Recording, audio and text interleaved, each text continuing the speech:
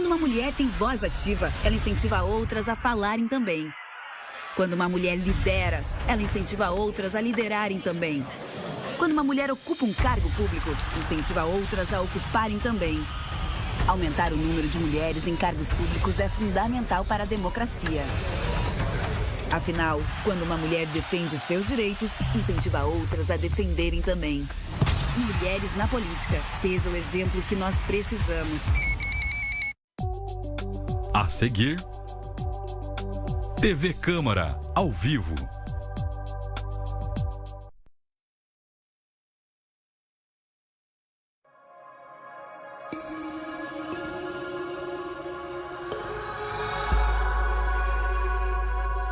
TV Câmara, Campinas.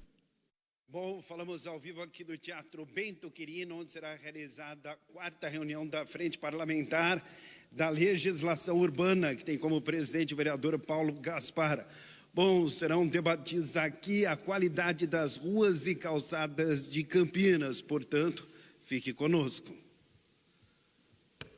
Boa tarde a todos que nos assistem pela TV Câmara, boa tarde a todos os presentes. Fazendo uma correção, é a 10ª reunião da Frente Parlamentar de Legislação Urbana.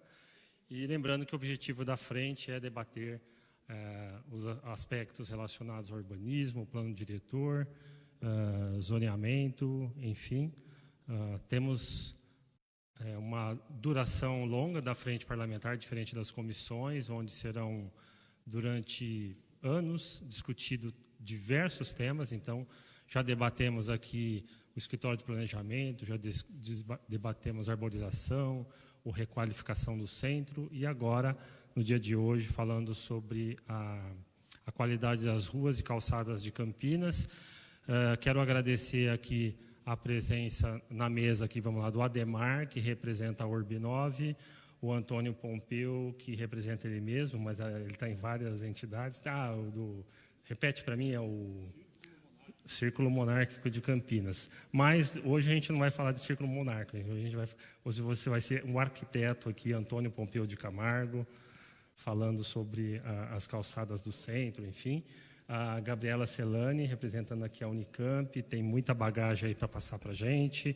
A Marcela Noronha, que vai fazer a apresentação sobre as ruas de Campinas. Cada um depois vai se apresentar, né? Só estou fazendo uma prévia aqui. Obrigado, Camila. Obrigado, Lucas, Adriane, Biscola, Matheus. O pessoal vai chegando aí. Mata Santa Genebra, né? Valeu, obrigado pela presença. Eduardo Sancho. E vamos lá, pessoal. Hoje o tema é bem interessante.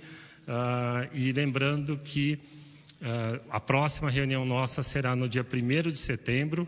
Hoje nós temos essa reunião da frente ocorrendo das 13 às 15 horas. No dia 1/9 será no mesmo horário. E esses horários são sempre flexíveis e eu tenho certeza que muita gente se atrapalha com eles, mas são os horários que a gente consegue agenda na TV Câmara e a agenda aqui é extensa. Muitos vereadores requisitando horários e dias, então são 2 reuniões presenciais que a partir desse mês a gente faz, né? Então, hoje dia 18 e a próxima era para ser dia 31 de agosto, mas vai ser no primeiro dia subsequente, ou seja, dia 1º de setembro, uma quinta-feira também. E o convidado aqui para a gente falar vai ser a Coab Campinas, falando sobre habitação popular no centro de Campinas. Pode ser uma outra série que vai gerar discussões. E lembrando também que nós temos as reuniões virtuais que ocorrem intercaladas com as presenciais. Então, na semana que vem, provavelmente estaremos agendando uma outra online. Essa aqui é a 4ª reunião presencial, nós tivemos 6 online. E temos o canal no YouTube da Frente Parlamentar. Quem ainda não se inscreveu, se inscreva no canal. E eu vou passar aqui o telefone da Adriane para vocês mandarem perguntas. É o 19996139711. Não sei se a TV Câmara também vai passar lá na telinha. Legal. Estamos mudando aqui o esquema por nossa conta, mas eu sei que a TV Câmara também tem o envio de perguntas lá. Enfim, a gente é novato nisso aqui e apanha, né? Bom, então eu já vou deixar para primeiro o Antônio fazer uma breve apresentação dele, a Gabriela, o Ademar. Vamos passar na sequência, vai. Não, primeiro as mulheres, vai. A Marcela, a Gabriela, o Antônio, o Ademar. Mas assim, só para falar um oi aqui na mesa, aí a apresentação começa com o Antônio e depois com a Marcela, tá bom? Marcela. Boa tarde, meu nome é Marcela Noronha, sou doutora pela Unicamp, pós-doutoranda pela USP, pós-doutoranda agora, começando em setembro, pela Unicamp de novo, no CEUCI, que é um centro de estudos na Unicamp, que a professora Gabriela pode falar um pouco mais. Obrigada. Boa tarde. Como a Marcela disse, eu sou professora da Unicamp, do curso de Arquitetura e Urbanismo, e também sou coordenadora de um centro que está sendo criado nesse momento, que é o Centro de Estudos sobre a Urbanização para o Conhecimento e Inovação, que está muito ligado à criação do Hub Internacional de Desenvolvimento Sustentável, lá na região próxima à Unicamp, que é a antiga região do CEATEC 2. Obrigada. Boa tarde, meu nome é Antônio Pompeu de Camargo, eu sou arquiteto pela Universidade de São Paulo e sou chanceler do Círculo Monárquico de Campinas, uma entidade voltada à divulgação dos ideais monárquicos parlamentares aqui em Campinas. Cada cidade, grande cidade do Brasil, tem o seu próprio círculo monárquico também.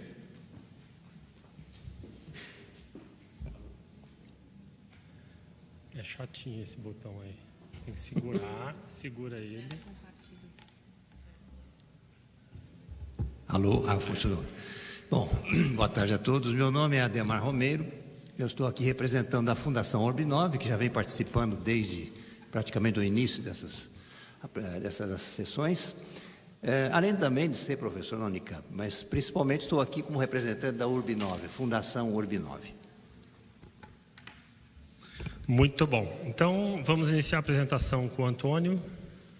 Fique à vontade, Antônio. Microfone.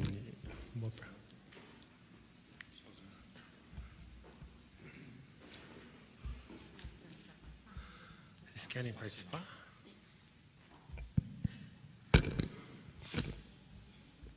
Ok, muito boa tarde. Eu agradeço pela presença de todos aqui.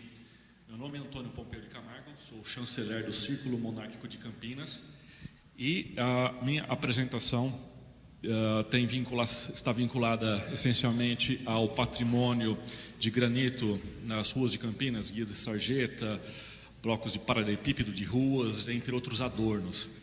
Então, falando um pouco de Campinas antiga, para a gente tomar referência, aqui nós temos imagens.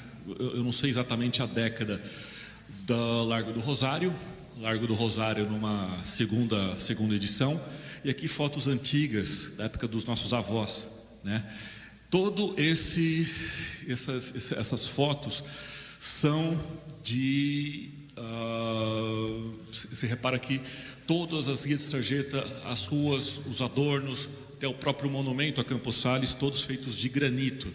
Naquela época antiga, já há muitos anos. Por falar em muitos anos, a gente voltar mais ainda no tempo, a gente vai encontrar em 1890 várias fotos do Largo do Rosário olhando para Francisco Glicério, aqui no meio olhando para a Praça José Bonifácio, nesse canto aqui olhando para a Avenida Campos Sales, e aqui olhando para Barão de Jaguara com a General Osório. Então reparem, 1890 é um ano depois da proclamação da República, ou do golpe da República.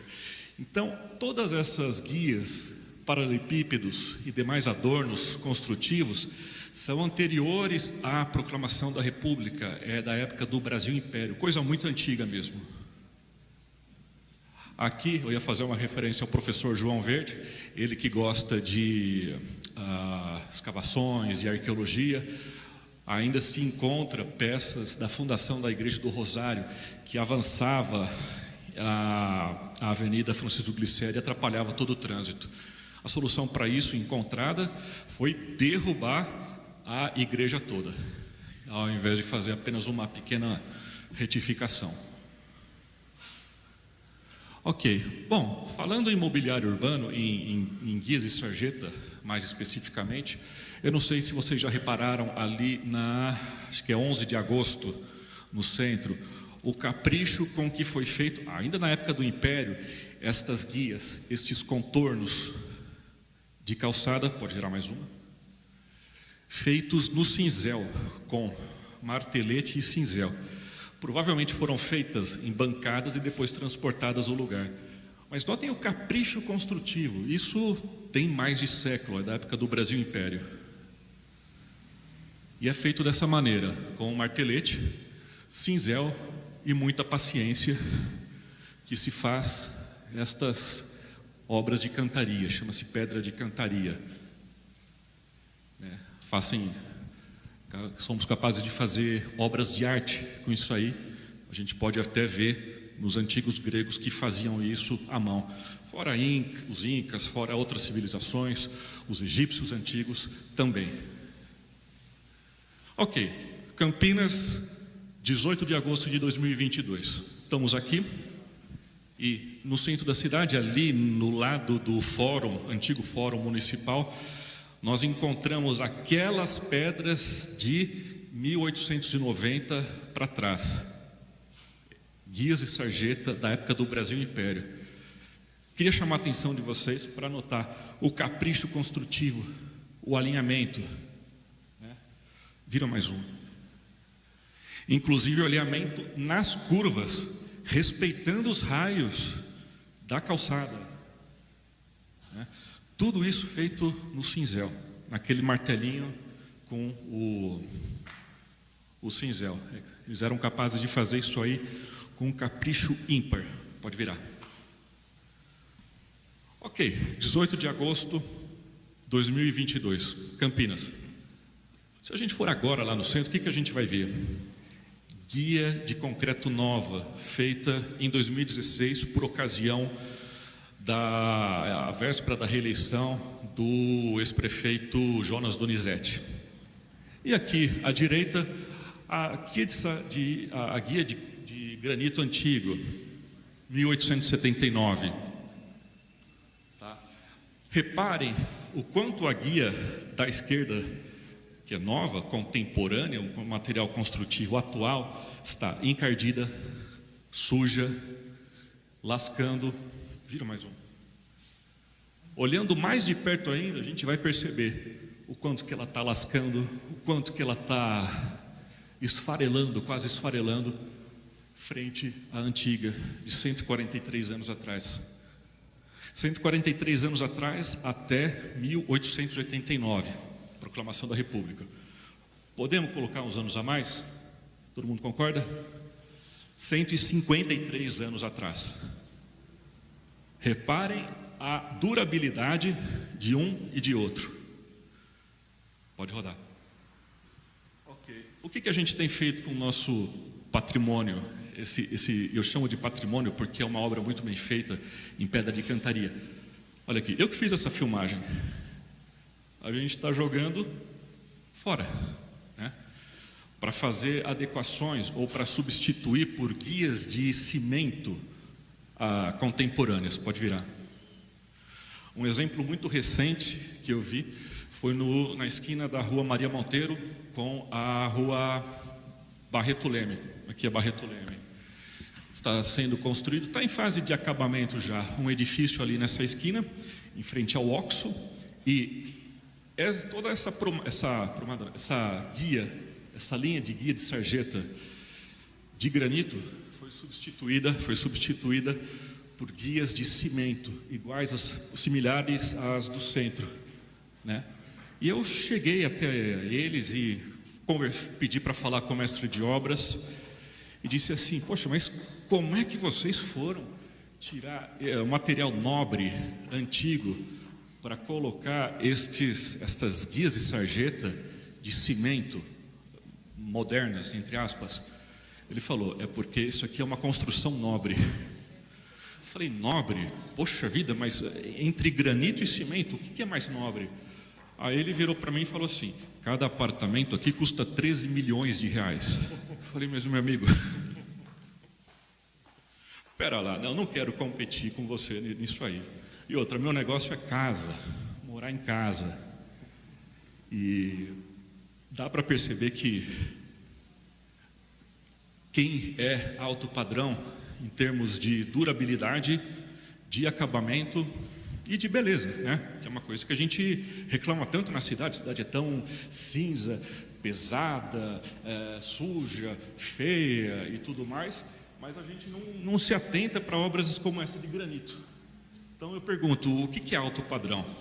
Acho que até o Homer Simpson é capaz de responder essa daí, ou Beavis and Butthead, sei lá.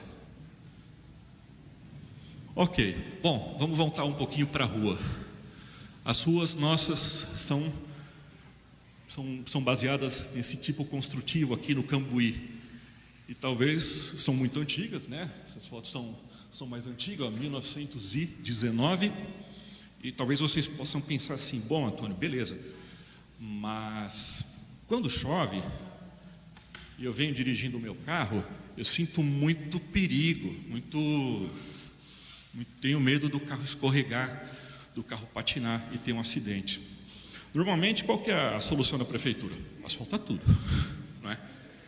Então, aqui eu conversei com um rapaz em Atibaia, que trabalha com flameação de granito, e ele falou, claro, dá para fazer isso aí sim, dá para fazer isso em escala. Aqui mostra o processo de flameação de piso de paralelepípedo, e eu trouxe aqui uma amostra que ele me cedeu para passar de mão em mão e vocês poderem sentir como que é a aspereza. Pode passar de mão em mão. A aspereza de uma face de granito lisa, completamente lisa pelos anos de uso, enfim, deslocamento de veículos, trânsito de veículos ao longo de décadas, versus a face flameada. A aderência é assim, notável. Dá para passar de mão em mão depois isso, que nem a gente fazia na escola, né? Ia passando entre os colegas.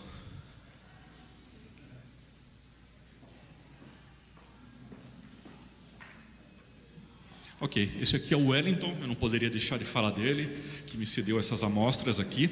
Ele é de Atibaia e trabalha com isso já há muito tempo. Inclusive ele faz serviços aqui em Campinas, em outras cidades da região. Ok, bom, paralelepípedos versus asfalto. Ora, eu circulo muito pelas ruas aqui do centro. Tudo que eu faço a pé e tenho percebido. Rua Doutor Quirino, por exemplo, na esquina com a César Berrenbach, a gente tem um afloramento de paralelepípedo que não se cansa de aparecer. É como se diz, a resistência, né? Então, é esse cara aqui. E a gente tem também outras aparições na Campos Sales, em outros locais. Ora, a flameação pode trazer essa segurança, inclusive na rua aqui em frente. Não sei se vocês já perceberam, ela é uma descida de paralelepípedo super lisinho, décadas de uso, né? Isso aí pode corrigir esse problema por um custo muito mais barato do que asfaltar. Asfalto esse que deveria estar na periferia de Campinas, asfaltando as ruas do pessoal que paga o IPTU, mas que tem a rua de terra, muitas vezes com erosão, o carro não passa, e aquelas coisas todas que a gente vê na TV. Ok, e aqui são outros heróis da resistência, Rua Lusitana. O pessoal já está querendo aparecer de novo, né? Já estão querendo voltar à vida. Ali as curvas, as esquinas de granito também.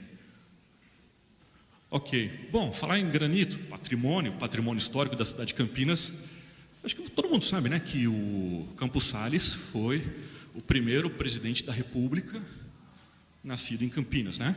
Então, tem esse monumento ali no comecinho da Avenida Campos Sales, que está num local que não é muito, digamos, prestigiado. É um local meio esquisito, um puxadinho da calçada, em cima da Campos Sales. Um negócio meio... Pode girar. Meio esquisito. A ideia, uma proposta, é trazer ele de volta aqui para Praça do Largo do Rosário. Forma aquele primeiro slide que vocês viram, vocês lembram, né? Tinha um monumento no meio, que é nada mais, nada menos do que o Monumento a Campos Sales. O que vai acontecer com o antigo? Ora, naquelas linhas amarelas tracejadas, dá para perceber claramente que você retifica todo aquele trecho e o deslocamento, a fluidez dos veículos tende a melhorar muito, porque não tem mais um monumento ali para você contornar. Outra coisa que eu particularmente acho interessante é aqui tem a estação ferroviária, a estação Antônio da Costa Santos, e em frente tem casarões antigos, mas há um trecho que foi desapropriado e transformado nessa avenida de pista dupla aqui, uma rua de pista dupla.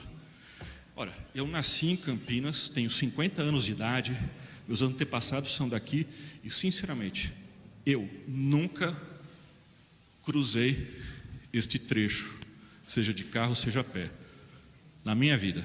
As poucas ruas de Campinas que eu ainda não passei. Ora, a proposta é, já que não se usa, poderia ser novamente requalificado como habitação urbana ou algum zoneamento diferente para ser ocupado de novo, porque não faz sentido. E recompõe o cenário antigo que a gente tinha em frente à estação ferroviária, como na época dos nossos avós. Ok, monumento volta então para o Largo do Rosário.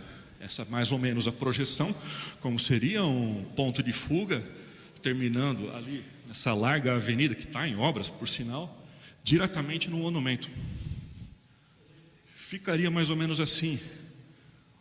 Notem a predominância de granito nos paralelepípedos, nas guias de sarjeta, no fundo, na própria praça do Largo do Rosário. Isso aqui, assim, é brilhante, é glorioso para a cidade de Campinas. Ter uma paisagem, um cenário como esse, para celebrar a memória do antigo presidente. E pela beleza, a beleza em si, que é o que a gente costuma levantar acima do cimento, acima do concreto, dos vergalhões de aço enferrujados.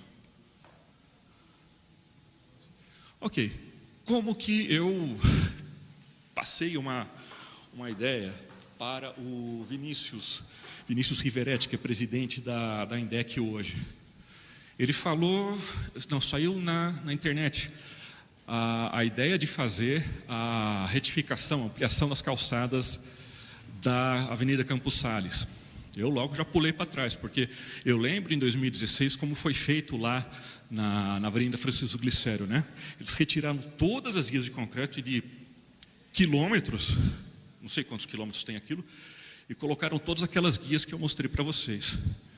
Eu pensei o seguinte, vamos pegar um modelo urbanístico, um modelo de solução e trazer para ele. Então, aqui para frente é uma apresentação que eu já fiz à INDEC, e o próprio Vinícius Riveretti já garantiu para mim, Antônio, fica tranquilo, nós vamos fazer desse jeito.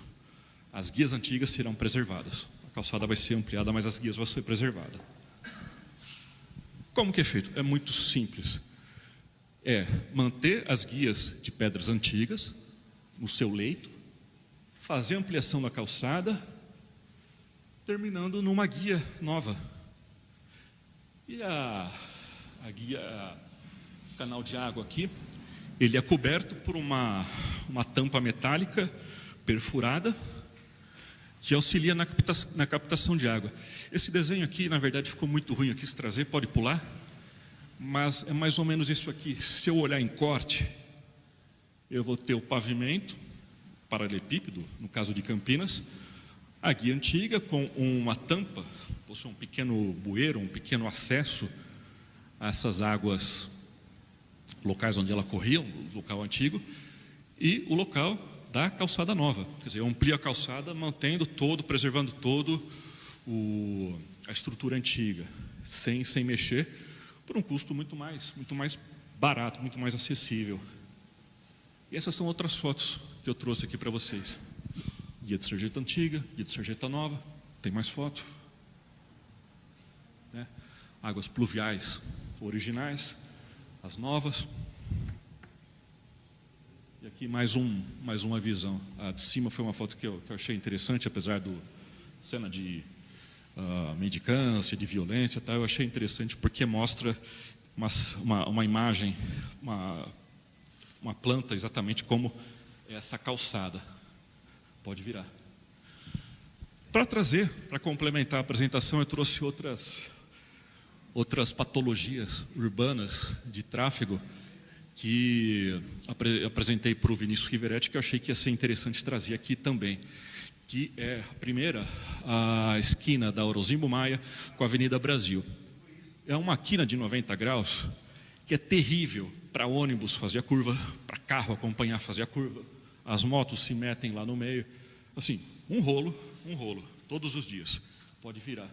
Ora, não seria mais fácil, ou melhor, a gente aproveitar que temos uma torre de energia aqui e um baita espaço para fazermos uma ampliação desse viaduto, uma reforma desse viaduto, de modo que ele possa, de uma forma mais orgânica, acompanhar o fluxo de tráfego? Se eu fizer isso num modelo com canos de PVC e água, vai ficar nítido que a água vai correr muito melhor. E aquela história, preservar a beleza da cidade. Essa é a visão que quem está na Orozimbo Maia tem da ponte sobre o Ribeirão, que é essa estrutura de tijolinho à vista, que é muito pitoresco, eu acho muito bacana, é a essência da cidade, essas pequenas coisas. E trabalhar para que essa mesma tipologia construtiva, de tijolinho à vista, seja aplicado nessa reforma, nessa nova curva da ponte. Ao invés de ficar vigas de concreto armado expostas e muitas vezes pichadas, tornando a cidade mais feia. Ok, aqui é uma outra patologia que eu presenciei e por isso eu trouxe aqui, que é o cruzamento da Rua dos Alecrins com a Norte-Sul. Não sei se vocês já repararam, muitas pessoas querem entrar na Rua Novo Horizonte, as pessoas ficam esperando aqui, fazendo fila enquanto o tráfego flui. E muitas vezes, de vez em quando, o pessoal fala, poxa, estou na fila errada. Dá a seta para a direita e sai.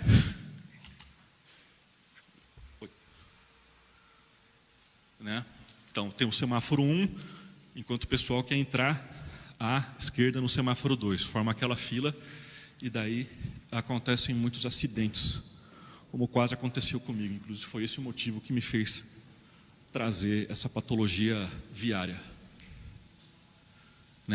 através de uma nova faixa de conversão ali em cima do gramado do canteiro, assim como foi feito para quem está na Norte-Sul e vai subir a rua Sampainho, ali um pouco mais adiante, perto do Hotel Vitória. Mesma coisa. Eu estive lá pessoalmente, pude fazer esse diagrama em corte, mostrando que a cota do asfalto é a mesma cota da estrutura que suporta o jardim. Você tem uma guia de calçada, mas ela está no mesmo nível do asfalto, na mesma cota da estrutura. E ela é só preenchida com terra e grama para dar a impressão de ser alguma coisa elevada, mas não é. Não é. Ok. Outras observações sobre Campinas, observações finais. Centro de Convivência de Campinas. Gente, arquitetura moderna, modernista. Seu avô, Tereza? Seu tio? O que a gente viu nesses últimos anos? Enfeitar o pavão, colocar enfeites como esse, dizendo Centro de Convivência Cultural de Campinas, ou mesmo um letreiro, Centro de Convivência Cultural. Ora, a obra por si, ela fala por si própria. Para quem chega ali e enxerga e vê a edificação, percebe que a grandiosidade da obra fala por si própria. Eu não preciso dizer, olha, aqui é o Centro de Convivência Cultural de Campinas. Assim como se eu chego em Brasília, vejo o Palácio do Planalto, eu não preciso ter um negócio desse dizendo o Palácio do Planalto, com letras em neon. É ridículo, é uma coisa que eu já tinha comentado com a Tereza, que vale a pena observar para o Centro de Convivência. Ainda falando em Centro de Convivência, olha só, uma visão assim para chamar a clientela, Pena que o Alan não está aqui, pena que o Elton também não está aqui, eles são descendentes de libaneses, né? Libaneses ou turco, não tenho bem certeza. Que é chamar a freguesia através de uma frase muito conhecida que é o paiê. Sabe quando a criança chega para o pai e fala, o pai? O paiê, o pai? É isso aqui. Fazer um pêndulo, um balanço aventura para as criançada chamar os pais, chamar o público para dentro do centro de convivência, para dentro da areia do centro de convivência. Isso aqui é apenas uma ideia para ser feito à véspera da inauguração. Acho que vai ficar bacana. E, para complementar, Tereza, falando em árvores, eu não sei se você já reparou, aqui na Praça Carlos Gomes, temos uma figueira enorme, cujo um dos galhos tem um balanço enorme também, e que precisa de apoio, especialmente dá para ver nessa foto, né? Antes que ele se rompa. Então, está aí mais uma sugestão para tomar providência junto ao DPJ, não sei com quem que você lida lá, mas está aqui a situação. Se alguém montar nesse galho, vai romper. Vai ser uma perda para a cidade de Campinas. E para fechar, apenas mostrei para o Vinícius Riveretti como que a gente pode reaproveitar as placas da cidade, que a gente vê muitas vezes com verniz fosco, pintura queimada pelo sol. Eles simplesmente chegam, a Index chega com aquele caminhão, tira uma e coloca outras novas. O hábito de não jogar fora, assim como as guias de granito antiga, né? Não jogar fora simplesmente. Reformar. A gente pode encerar, passar um polidor, isso em cima do caminhão, né? E fazer isso em outras placas da cidade. A meta não é substituir. A meta é preservar. Se eu posso consertar, então eu faço, eu conserto, eu evito trocar por coisas novas. E se eu posso fazer ao modelo antigo, como aquele cruzamento da Orozimbo Maia com a Avenida Brasil, a tipologia de tijolo construtivo, beleza, a cidade fica mais bonita. Eu sou Antônio Pompeu de Camargo e este é o Círculo Monárquico de Campinas. Muito obrigado. Obrigado, Antônio. Excelente apresentação, excelentes observações e excelentes propostas e indicações aí para muito obrigado para a Prefeitura de Campinas, né, a serem estudadas. Acredito que todos devem torcer o nariz para as suas propostas por causa do capricho que elas merecem, né? Porque hoje o que manda é velocidade, custo, benefício e a máquina da administração pública ela não tem esse preciosismo em pleno 2022 que tínhamos no século passado. Então é um grande desafio. Suas propostas são muito válidas. Agora o desafio é conciliar elas com o tempo atual, a demanda atual, né? Sim, eu tenho ciência que deve ter um lobby por trás desses fabricantes de guia de concreto que esfarelam ou que se rompem e tudo mais junto à Prefeitura de Campinas ou junto aos construtores, como o prédio ali na Maria Monteiro. É triste, mas se a gente puder combater e dar valor à essência e não ao que é ao mais moderno, o 13 milhões de reais, que eu tenho a ver com isso? A gente vai fazer uma cidade mais, digamos, resgatar, tão bonita, né? Resgatar e ficar uma cidade tão bonita quanto Itu. Quem já foi para Itu já reparou o tanto de construção antiga, guias também do tempo do Império que fazem a visita um passeio à parte, assim, nitidamente destacado das outras cidades. Essa riqueza. Muito bom. Como nós temos aqui 10 para as 4, né? 13 horas e 50 minutos. Eu proponho a gente já passar para a próxima apresentação e aí quem tiver perguntas sobre a apresentação do Antônio, a gente já faz tudo em conjunto, né? Tá bom? Pode ser, Marcela?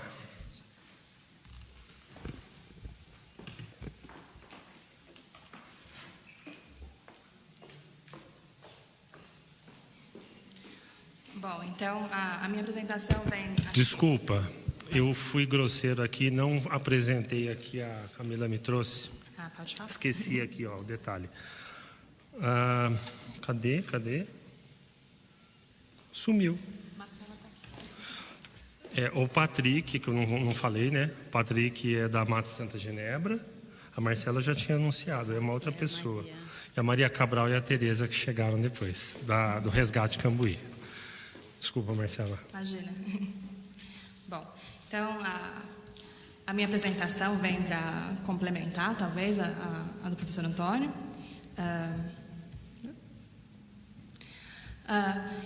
O que eu vou apresentar para vocês é uma pesquisa, né, que eu desenvolvi durante meu doutorado na Unicamp.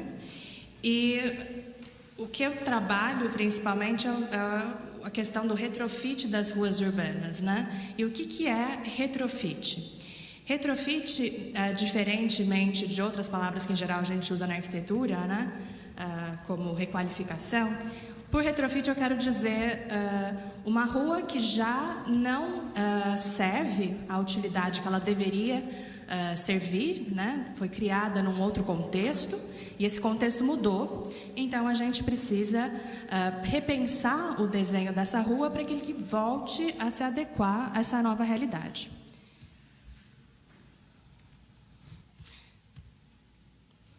Então, por que esse contexto não existe mais, né? O contexto no qual as nossas ruas, que nem as ruas de Campinas, né, não servem mais a utilidade inicial, né? A gente tem um problema que nas próximas 3 décadas a gente vai ter um aumento muito grande de população e provavelmente a gente vai ter que adensar as cidades que existem, porque a gente não pode continuar o alastramento urbano indefinidamente, né? Isso é muito evidente numa cidade como Campinas, que é muito alastrada. Então, se a gente precisa adensar, a gente vai ter um problema para a mobilidade urbana. E como que a gente resolve, né, esses prejuízos, né, quando a gente tem tanta gente que precisa ser transportada numa mesma área, né, que foi pensada para uma população menor? Isso vai produzir, né, congestionamentos, a gente vai ter prejuízos ao transporte público, a gente vai ter muito desconforto e insegurança para os pedestres e ciclistas.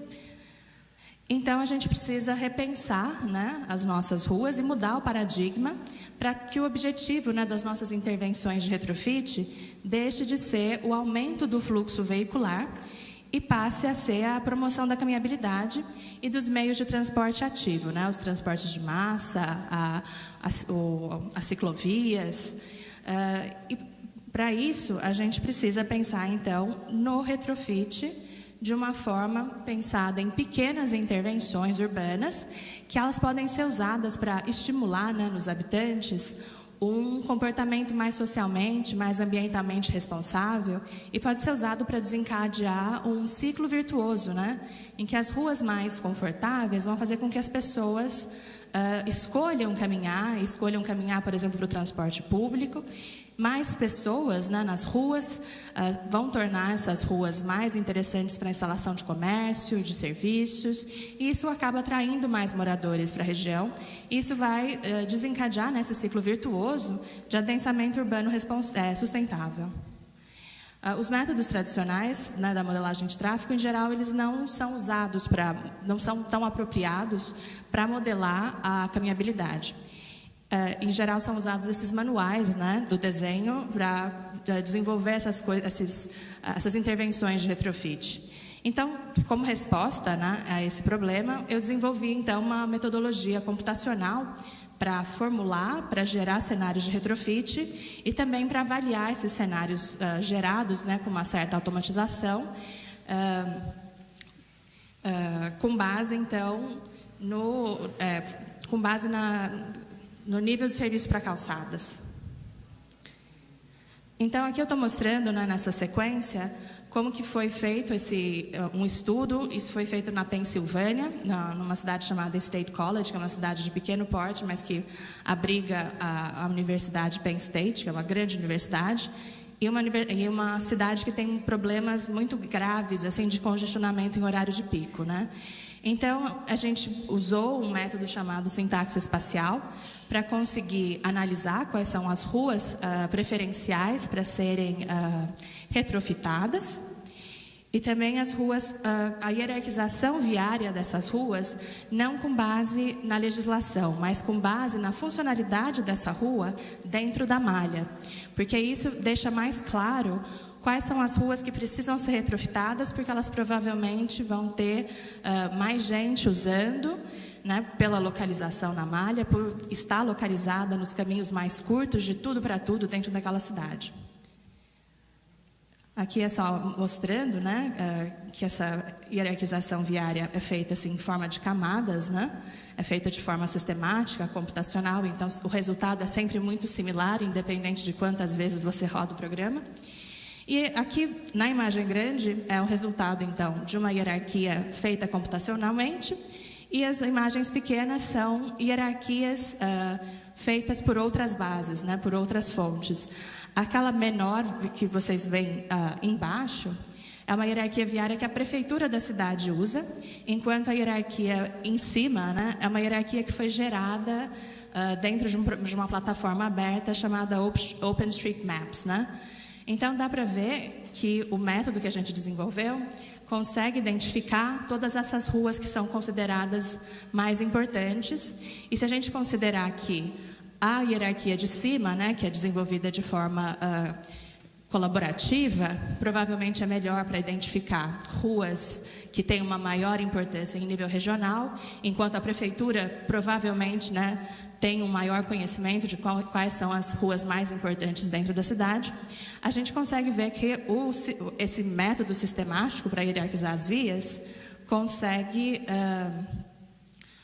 ter o melhor as vantagens, né, dos dois outros métodos que são feitos manualmente. E por que é importante a gente hierarquizar as vias de uma forma sistemática, computacional, quando a gente vai fazer o retrofit de ruas? Porque quando começa o método de geração, a gente quer que o resultado seja sempre muito similar, né? Então, aqui eu vou mostrar para vocês o módulo de geração, né? E o módulo de geração foi aplicado, então, na região central ali da cidade de State College, que está nessa imagem mais abaixo. E naquele círculo que está mais para cima, são as ruas que foram consideradas mais importantes para os pedestres, por esse sistema, né? Dentro do campus da Penn State. E se a gente olhar essas ruas, o que elas têm na realidade, a gente percebe que as ruas que foram consideradas mais importantes para a caminhabilidade dentro da Penn State são ruas que já estão recebendo extensas intervenções para melhorar a caminhabilidade e melhorar o acesso ao transporte público. Então, isso corrobora esse método, né, que a gente utiliza para selecionar quais são as ruas que deveriam ser retrofitadas. E por que a gente precisa pensar nisso na forma de redes, né? Porque quando você vai retrofitar uma rua, não basta retrofitar uma única rua e a rua do lado está numa condição muito problemática, não tem uma boa acessibilidade, porque ninguém anda por uma rua só. Quando a gente sai de casa a pé, a gente vai andar em várias ruas. Então, isso tem que ser pensado realmente numa escala maior e como redes, né?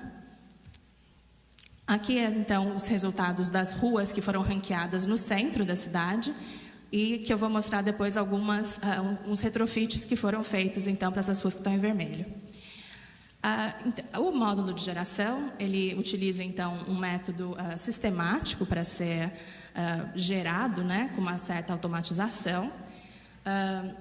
A partir de uma forma inicial, né, que seria o nosso estado inicial da rua, você tem regras que são aplicadas uma a uma e vão alterando o estado dessa rua até chegar no estado final, que depois a gente pode avaliar. Quais são os indicadores, né, quais são os padrões que a gente utiliza para fazer esse retrofit, para gerar essas regras para esses retrofits? Então, a gente usa vários parâmetros referentes a cruzamentos de pedestres, a travessias, né, no meio do quarteirão, que são muito importantes para a caminhabilidade, extensões de calçada, né, formas da gente diminuir o tamanho, a largura das travessias para que os pedestres passem menos tempo ali no leito da rua, né? Outras soluções como arborização urbana, que acho que já foi discutido aqui por vocês, mas que é extremamente importante para a caminhabilidade, né? Quando uma rua é confortável, se a gente tem um trajeto confortável e bem arborizado, a chance de alguém escolher caminhar ao invés de pegar o seu carro privado ou sua moto, né, aumenta muito.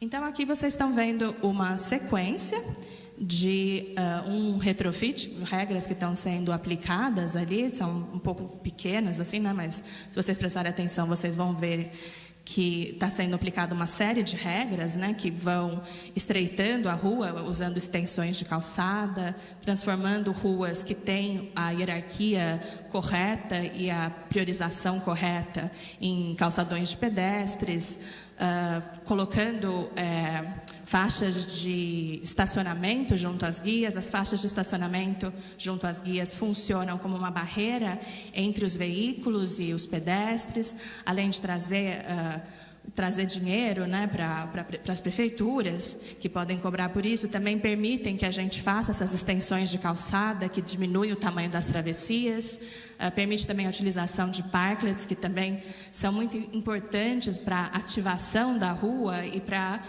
promover, né, a caminhabilidade, fazer com que as pessoas queiram andar mais.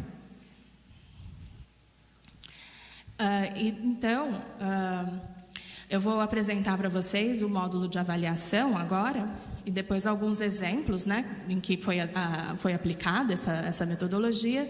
E aqui, então, eu coloco um exemplo para vocês de uma regra que avalia, né, a arborização urbana. Então, a gente começa ali com um padrão, né, que seriam as regras que deveriam ser sempre seguidas com relação à geometria, né, para a arborização das ruas. Então, sempre pensar numa arborização densa, que seja variada em espécies, evitando sempre árvores frutíferas, né? Variada em espécies, mas com bastante uniformidade de porte, de densidade de folhagem. A variação de espécies é principalmente para que, se houver alguma praga, você não perca todas as árvores de uma vez só, né? E as regras geométricas, né, que são utilizadas, então, para gerar e para avaliar são que o tamanho, né, da copa madura daquela árvore tem que ser igual ao espaçamento entre elas. Isso quer dizer que a gente sempre tem uma copa encostando na outra. Isso é o ideal para a arborização urbana, que uma copa madura encoste na outra, mas que não se sobreponha, porque isso pode reduzir o crescimento da árvore, pode trazer problemas. E sempre que você tiver, então, calçadas com menos do que 1,9 metros, você precisa, de largura, você precisa pensar numa outra solução para essa arborização urbana. Então, novamente, a gente entra com aquela questão do estacionamento junto à calçada, porque o estacionamento junto à calçada vai permitir que você coloque árvores, e mesmo em ruas que têm menos do que 1,9 metros. Essas árvores podem ser colocadas entre os veículos. Pode ser feito um plantio ali no meio. Então, isso traz muitas oportunidades para melhorar a qualidade das nossas calçadas. Então, aqui são os exemplos que eu vou mostrar para vocês. Como eu estava falando, essas ruas em vermelho são as ruas que foram selecionadas, usando aquele método sistemático, né? Que escolhe quais são as ruas que estão nos caminhos mais curtos de tudo para tudo dentro daquela cidade. E eu vou mostrar esses 3 exemplos que estão marcados com essa linha amarela mais grossa. Então, aqui é um primeiro exemplo de uma rua que tem um giro livre à esquerda, que esse caso foi nos Estados Unidos, né? Então, lá eles têm uma regra que você, no semáforo, pode girar livremente à direita, se você não precisa parar, né, mesmo que esteja fechado o semáforo, e isso pode gerar muitos conflitos entre pedestres e veículos, né, que gera muitos acidentes. Então, quando as regras, né, de geração desse sistema generativo são aplicadas, dá para ver ali que aquele giro livre à direita é fechado a partir do tamanho das vias, né, seguindo sempre um tamanho ali máximo de 3 metros para cada faixa de veículos, né, de tráfego. A gente consegue adaptar e ver que sobra área suficiente no leito daquela rua para colocar as faixas de estacionamento dos dois lados, consegue colocar faixas de ilhas de segurança nas travessias, consegue colocar uma arborização urbana mais densa e até parklets. Então isso mostra que muitas vezes as nossas ruas são muito largas para o uso que elas de fato têm, né? Elas poderiam dar espaço, pode ser removido, por exemplo, uma faixa de veículos de uma rua que tem 3 faixas, que tem uma faixa de giro, né? Você pode remover essa faixa, porque ela não vai auxiliar no trânsito. Na verdade, já está mais que provado que uma terceira faixa só para giro pode causar mais trânsito ainda, por carros que vão se movendo entre as faixas. Então, isso pode ser removido e reutilizado, né? Esse espaço sobrante pode ser reutilizado para outros usos que são de maior interesse do pedestre, né? E que são mais atrativos para esse caminhar. E aqui é um segundo caso, que é uma rua, então, que também tem 3 faixas. Ela é uma rua mais estreita, mas mesmo assim foi possível encontrar um espaço sobrante considerável, que foi possível colocar, então, faixas de estacionamento, arborização, fazer com que as travessias se tornassem mais curtas, usando extensões de calçada, adaptação também dos raios de giro na esquina, porque os raios de giro nas esquinas também, quando eles são muito grandes, eles fazem com que os motoristas girem muito rapidamente, e isso causa muitos conflitos com os pedestres, pode causar muitos acidentes. Então, também essas regras também adaptam o raio de giro das esquinas de acordo com o tamanho da via, o tamanho da calçada e a hierarquia viária. Aqui é um último caso de uma rua que parece ser uma rua local, mas no fim ela é uma rua que tem muito tráfego, tanto de pessoas quanto de veículos. Essa foto foi tirada num domingo para conseguir pegar assim, para ser mais visível, né, como essa rua. E olhando aqui, dá para ver que tem alguns raios que são grandes e não havia demarcação de travessias de pedestres, o que também era um problema muito sério. Quando a rua é adaptada, retrofitada, todas as travessias de pedestres são demarcadas, tem espaço suficiente para a colocação de uma faixa demarcada de estacionamento junto à guia, e as regras de arborização, como dá para ver, essas árvores que estão em verde são regras que fazem um alinhamento inteiro, né, de árvores, enquanto aquelas bolinhas que são um pouquinho mais azuis são regras que pegam um alinhamento que já existe e preenche esse alinhamento para que você tenha realmente aquela copa contínua, que é muito mais interessante para o pedestre. E, então, como que isso foi avaliado, né? Como que todo esse sistema de geração foi avaliado e como que a gente confirmou, né, que isso realmente acontece na realidade e que é o que a gente percebe, como a gente mede a caminhabilidade mesmo, né? Aqui eu vou mostrar, então, um exemplo da arborização urbana, continuando sempre nessa linha. Então, a gente tinha alguma ideia de que a arborização urbana deve usar árvores que tenham uma copa de 6 a 12 metros no máximo, nunca extrapolando copas de 18 metros, que seriam muito grandes para a arborização urbana. Mas a gente não sabia exatamente qual que é a média de árvores que a gente deveria ter numa quadra, né? Ali numa distância de 150 metros. Então, ninguém vai conseguir avaliar uma rua medindo, né, cada árvore, qual que é a distância entre aquela árvore. Quando a gente tem, por exemplo, entradas de garagem, a gente não vai ter árvores ali.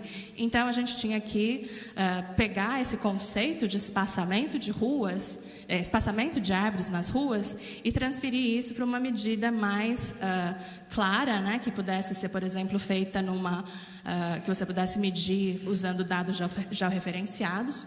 Então, isso teve que ser convertido para uma medida, então, de árvores por segmento de rua, ou seja, por quadra, né? Para fazer isso, eu tive que gerar, então, 500 instâncias de rua que variassem ali o comprimento da rua, o espaçamento das árvores e o tamanho dos cruzamentos entre as ruas, para conseguir descobrir, então, qual seria os números, né? O intervalo ideal de árvores por cada 150 metros, né? Aproximadamente uma quadra. Então, aqui é mostrando, né, todas essas iterações, né, esses 500 casos de ruas que foram gerados para conseguir entender qual que era esse padrão, que realmente mostraria qual que é o número ideal de árvores por quadra. Aqui, então, é só mostrando, né, que a gente consegue ali ter um padrão muito claro e consegue daí transferir isso para uma nota, né, que pode ser dada para uma rua ali de 100 a menos 100, né? Então, 100 sendo a maior vantagem para um pedestre, menos 100 a maior desvantagem para o pedestre, né? Ou seja, ou não ter árvores suficientes ou ter uma quantidade tão excessiva de árvores que atrapalha o caminhar, né? Aqui, então, mostrando para vocês essas avaliações, esses 19 indicadores que foram gerados para todos aqueles padrões, né, das ruas, então, todos aqueles que foram mostrados, seja travessias elevadas, tamanho das travessias, né, etc., né? Então, no resultado, essa avaliação sai, então, um gráfico. Quanto mais vermelho esse gráfico, pior está a caminhabilidade naquela rua, né? Pior está o nível de serviço para essas calçadas.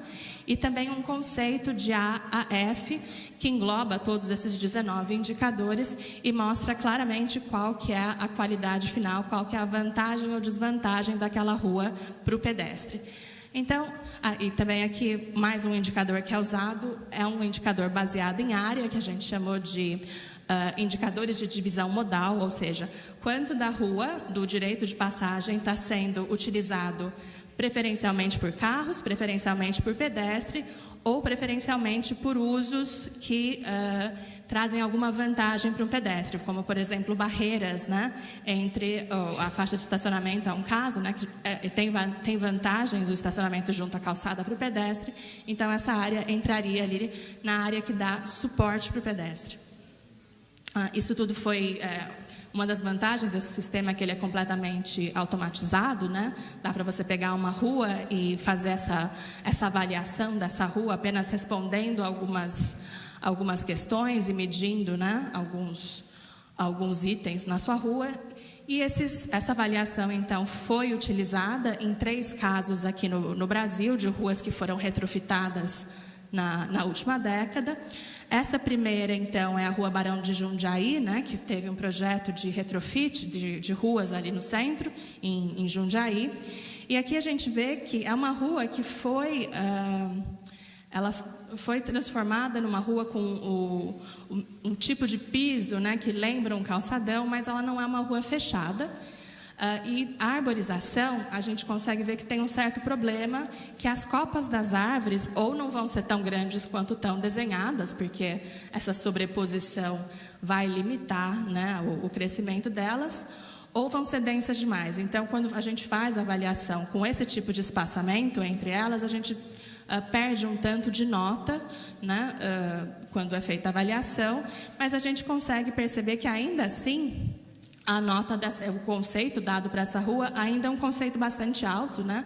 Conceito B, com 42 pontos. Então, é uma rua vantajosa para o pedestre. Essa aqui é um outro exemplo. A Rua 14 de Julho, em Campo Grande.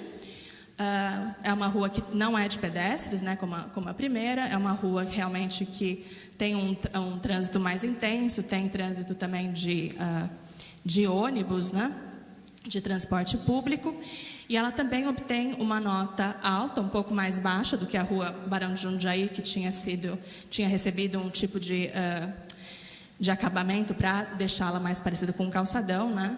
Mas ainda assim ela recebe uma nota muito boa, e um dos problemas maiores que essa rua teve é principalmente nos raios de giro, que os raios de giro ali ainda são um pouco perigosos para os pedestres. Mas ela tem uma divisão ali modal, né? Que a gente pode ver que mais da metade é voltada prioritariamente para o pedestre. E aqui a gente tem um caso, então, aqui de Campinas, que é a Rua Francisco Glicério, que também recebeu, né, um projeto de retrofit. Mas, infelizmente, a Francisco Glicério, como ela continuou sendo uma rua bastante larga, né, e não tem estacionamento dos dois lados, e a arborização não tem uma copa contínua, né, as árvores são bastante pequenas, a gente vê que a gente não consegue atingir uma nota muito boa. Ela tem um conceito D, depois do retrofit, provavelmente houve um aumento, né? Eu não fiz uma avaliação do que a gente tinha antes desse retrofit, provavelmente houve um aumento de nota. Eu sou moradora de Campinas há muito tempo, eu lembro do que tinha lá antes. Mas ainda assim a gente não consegue chegar num conceito que seja vantajoso para o pedestre, né? Mas isso provavelmente se deve muito também ao fato de que menos da metade desse direito de passagem é preferencial para o pedestre. A gente fez uma comparação, então, para conseguir validar esse sistema de avaliação em comparação com outros sistemas de avaliação de ruas e calçadas utilizados internacionalmente. Então, a gente conseguiu perceber que a gente teve resultados muito parecidos usando um sistema baseado unicamente na geometria, né? E que pode ser automatizado, ao contrário de outros sistemas de avaliação de calçadas que não conseguem ser sistematizados e não são tão objetivos porque usam muitos dados que são coletados em loco por meio de questionários, né? Então, aqui são aqueles cenários que foram gerados automaticamente, foram gerados usando o sistema generativo, né, que a gente desenvolveu, só que lá em State College, né, na Pensilvânia, a gente consegue perceber o cenário, então. À esquerda é o cenário que existia anteriormente, enquanto as notas do cenário à direita são do cenário após essas intervenções desenvolvidas automaticamente. Então, a gente consegue ver que as notas aumentam consideravelmente. E se a gente olhar ali para baixo, isso se deve, aqueles gráficos de pizza ali, dá para perceber que isso se deve principalmente ao fato de que mais a área do direito de passagem foi transformada em área de preferência do pedestre e também de área de suporte a esse pedestre, né?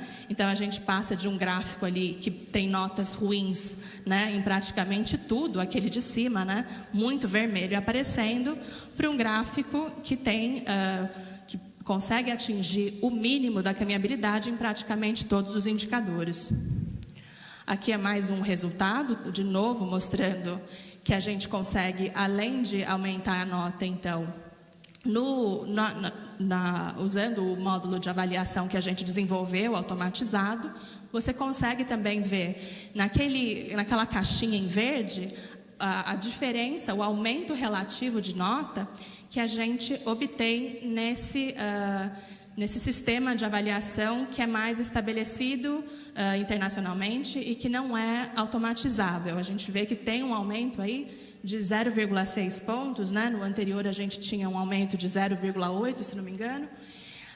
E esses aumentos podem parecer um aumento pequeno em termos de pontos, mas cada meio ponto de aumento nesse sistema compósito de caminhabilidade utilizado internacionalmente está correlacionado ao aumento de 90 metros caminhados por pessoa. Ou seja, nesse primeiro gráfico, nesse primeiro retrofit aqui, a gente consegue fazer com que as pessoas aumentem a sua caminhada em mais de 100 metros, cada pessoa.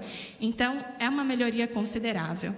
E esse aumento, então, se mantém, né, essa melhoria de qualidade se mantém clara em todos os cenários, a não ser no último cenário, quando uma rua é transformada numa rua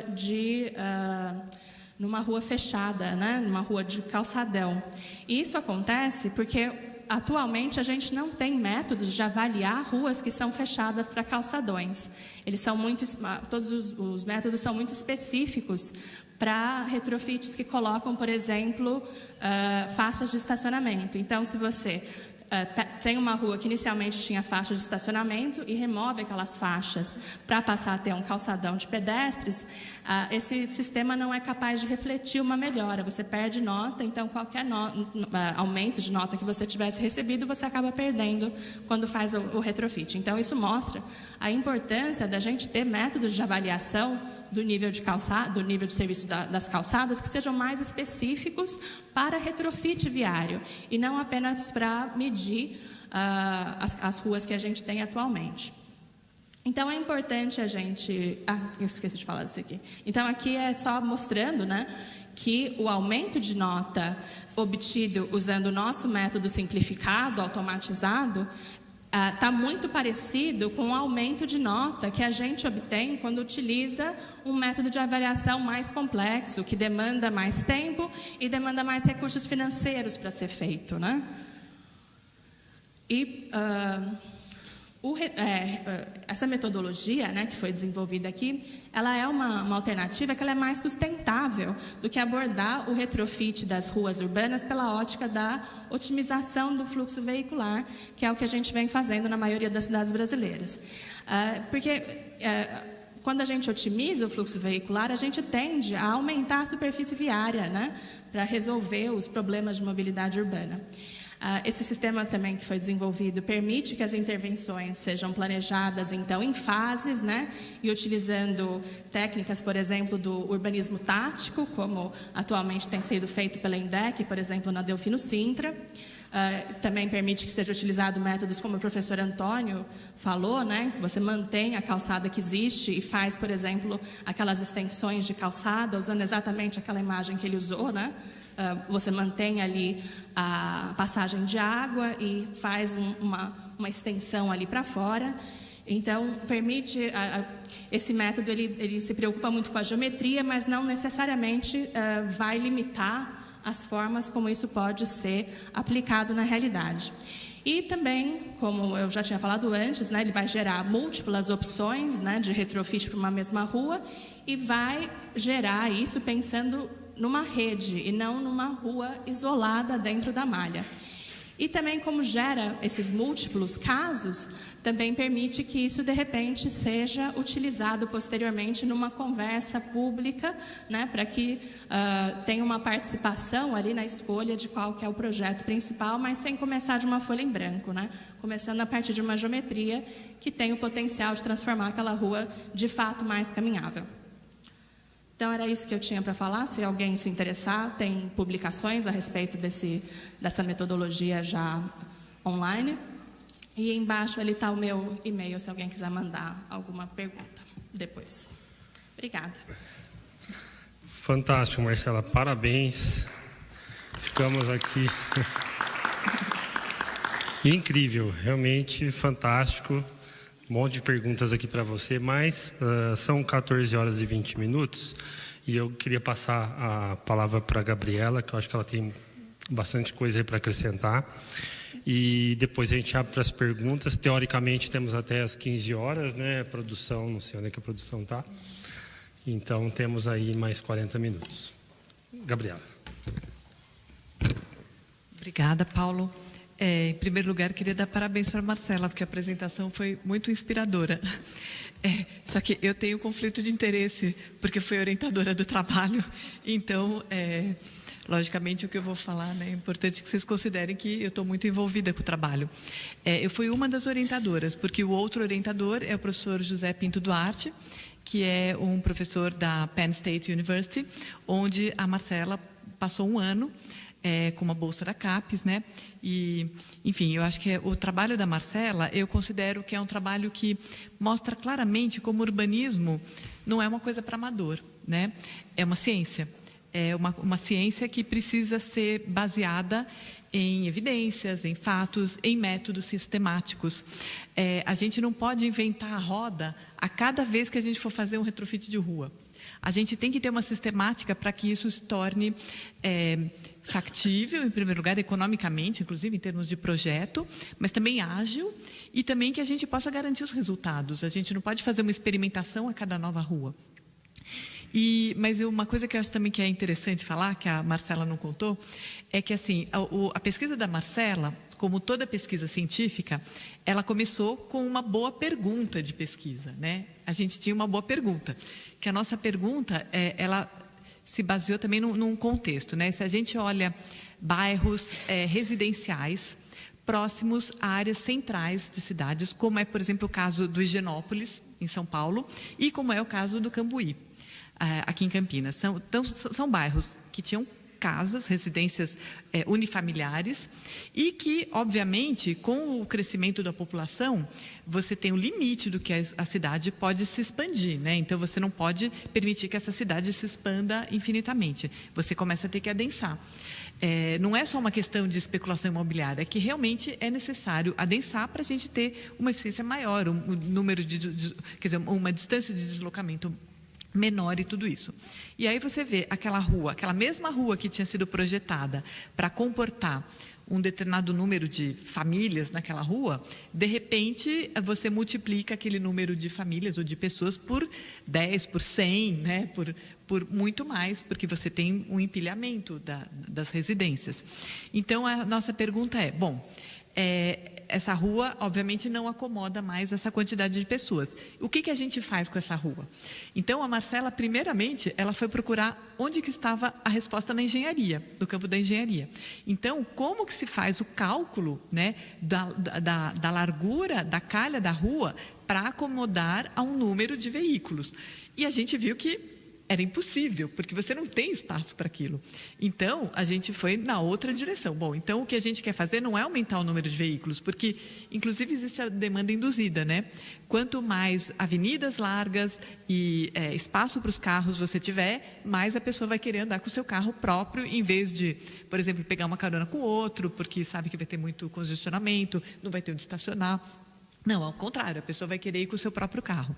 Então, a gente começou a entender que a resposta a essa pergunta estava no contrário. Como que a gente pode fazer para que mais pessoas possam ter vontade de caminhar pela rua, ter vontade de ir de bicicleta, ter vontade de, talvez, usar um meio de transporte alternativo, quer dizer, não alternativo, que não seja o veículo privado, como um transporte público, coletivo, ou até um táxi, um Uber, alguma outra coisa que não te obrigue a ficar com o carro estacionado lá, porque não vai ter lugar para todo mundo estacionar.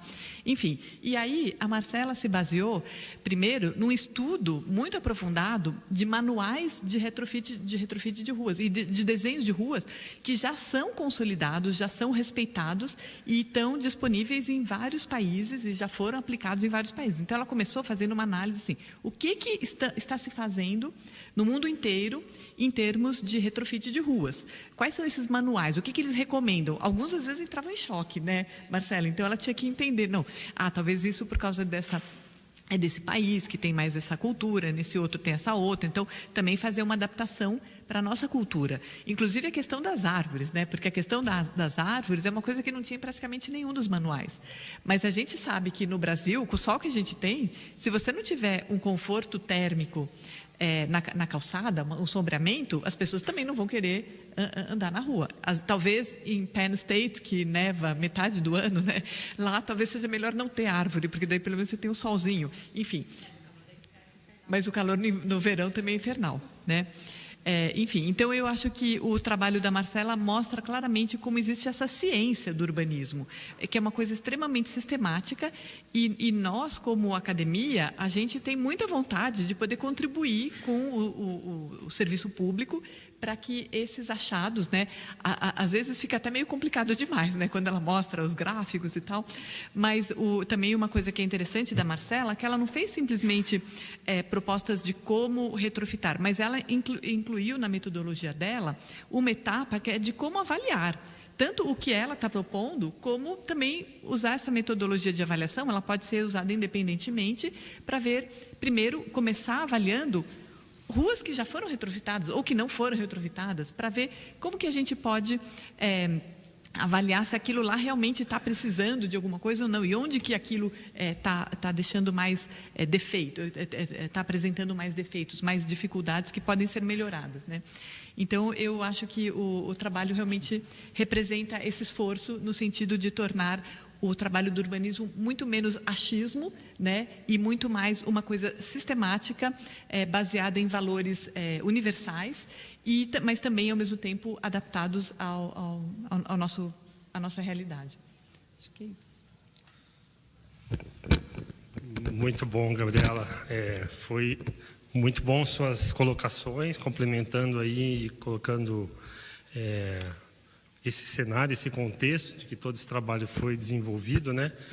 Bom, eu tenho perguntas para fazer aqui, mas eu vou deixar primeiro o Ademar. Quer acrescentar alguma coisa, Ademar?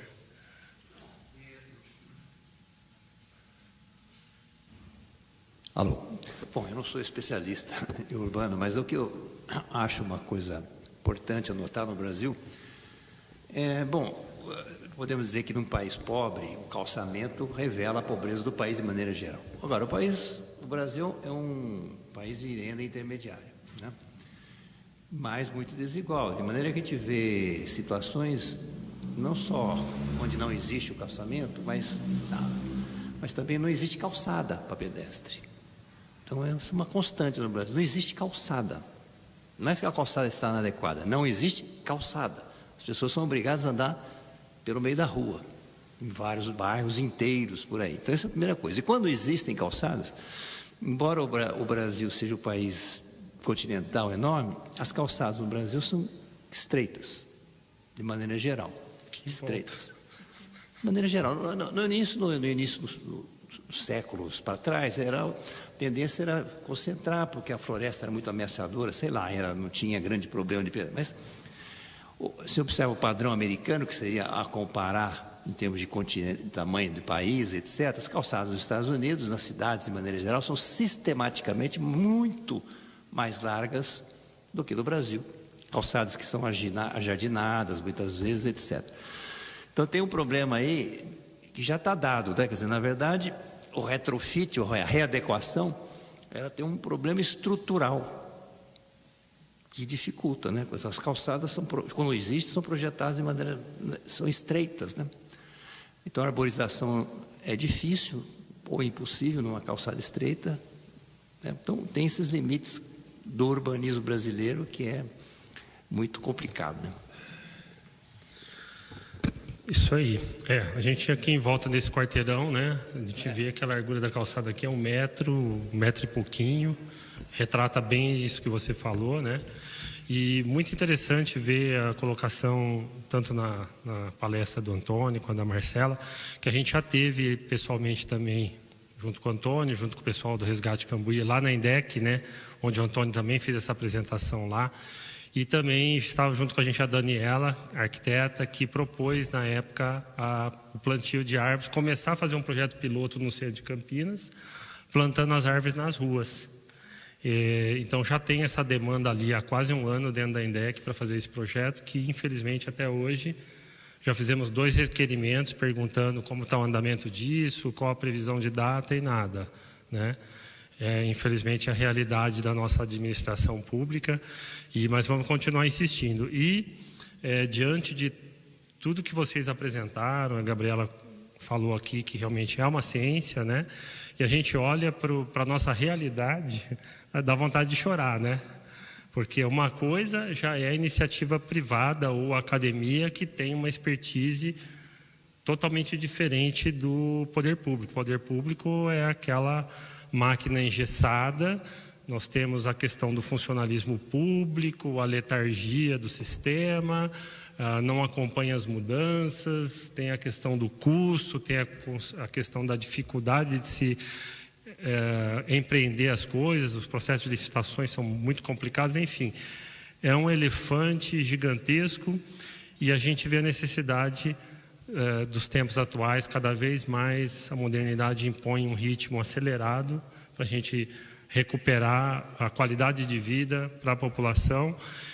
Então o desafio é muito grande. E aqui nesse 1 ano e meio de mandato, ao criar essa frente parlamentar, e antes disso a gente já está ali com mais de 80 frentes junto com o Poder Executivo, desde querendo mudar um artigo de uma lei até propor leis novas.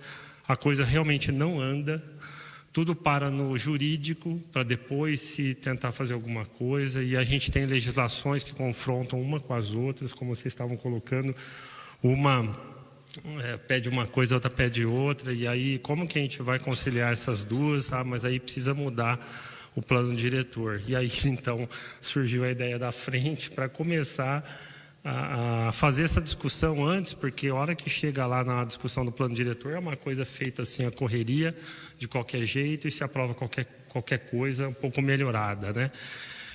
Então nós temos tudo por fazer. E aí surge a ideia e o convite para vocês, de repente, se a Marcela, a Gabriela se interessar, a gente marcar com a INDEC, né, que é responsável por fazer a gestão do trânsito em Campinas, e levar essa apresentação para eles, porque eu acho que é obrigatório eles verem que, né, sentir o drama da diferença de realidade hoje do poder público para isso que foi apresentado aqui como uma metodologia para se retrofitar, para se diagnosticar a situação atual, estabelecer metas futuras. Então vamos começar por aqui, vamos fazer aqui, fazer orçamentos, tal, planejar. E infelizmente no Brasil tudo é ser resolvido em 4 anos. Se você não consegue resolver nos 4 anos, o que vem depois não dá continuidade àquilo. Então nós não temos uma continuidade de projetos, de propósitos, de obras, e tudo fica aquele remendo. E aí quando você vê essas apresentações, principalmente o do Antônio fotografando calçadas, é o retrato da realidade brasileira, é uma coxa de retalhos, uma coxa de remendo. E parabéns para todos vocês aí por essa excelente apresentação. E vamos abrir a perguntas aqui. O Eduardo levantou a mão, e depois, se alguém tiver mais, a gente levanta, depois a Tereza. Só para ver aqui o tempo quanto nós temos. Temos 25 minutos. Boa tarde a todos. Eduardo Sancho, da Fundação Urbinove. Só queria fazer algumas observações muito genéricas, no sentido de ampliar a reflexão de tudo que aconteceu aqui. Na minha opinião, eu estive presente em todas as reuniões presenciais e sistematicamente faltei nas digitais, porque eu estou encabeçando um movimento que a gente precisa voltar a ser normal e privilegiar as reuniões presenciais. Existe uma perda cognitiva no digital, que é sempre em XY, bidimensional. Eu acho que a gente tem que voltar a realmente priorizar essas reuniões. Digo que não sou especialista da área, o mais próximo que eu estive da arquitetura é minha filha, que foi professora da Gabriela e da arquitetura na Unicamp. Não é a minha área de atuação, mas na Urbinove a gente trabalha com Big Data, Data Analytics de cidades. Então é essa a nossa área de expertise. Para mim essa foi a melhor reunião até agora, sem prejuízo e sem demérito das anteriores. Porque fortuitamente ou planejada, aconteceu uma congruência de colocações extremamente capciosa e interessante. Partindo de uma iniciativa do Antônio, que é a iniciativa de um cidadão ao caminhar, sendo da área, ao caminhar pelo município, ele colocou ao vivo a cores todas as incongruências e inconsistências do viver em Campinas. Por outro lado, as duas representantes da área de excelência respectiva da uma das melhores universidades do Brasil vêm aqui e dar esse show de competência. Então, Paulo, não é corrigindo o que você está falando, mas assim, se a gente acha que é difícil e é caro fazer o que o especialista e o competente propõe, espera chegar à conta do incompetente. Isso eu acho que é uma reflexão que a gente tem que fazer. Essa argumentação que o poder público é lento, a lei, etc., não é mais compatível com o momento atual, porque o ato da omissão de não fazer ou a morosidade vai custar muito mais caro para o município. E a gente vive um momento de esgotamento da capacidade arrecadativa do contribuinte. Então isso é um fim de linha. Nós estamos vendo o final de um ciclo. Então a gente precisa, tem aqui uma universidade, tem competência, tem um cidadão que vai lá e propõe aquele canto lá da Orozimbo Maia, olha, fazendo desta forma, mesmo sendo da área, não tem mais como a gente negar e se esconder atrás desse tipo de coisa, não é? Eu acho que isso é extremamente grave. Outra coisa que eu queria fazer a observação, e de um leigo, é a questão do uso de termos anglicizados como retrofit, né? Se a gente for estudar etimologicamente a palavra, ela surge há quase 2 décadas, essencialmente na Europa, depois migra para os Estados Unidos, porque lá existia o imperativo da preservação, do restauro, legislações muito fechadas que você não pode mexer, etc.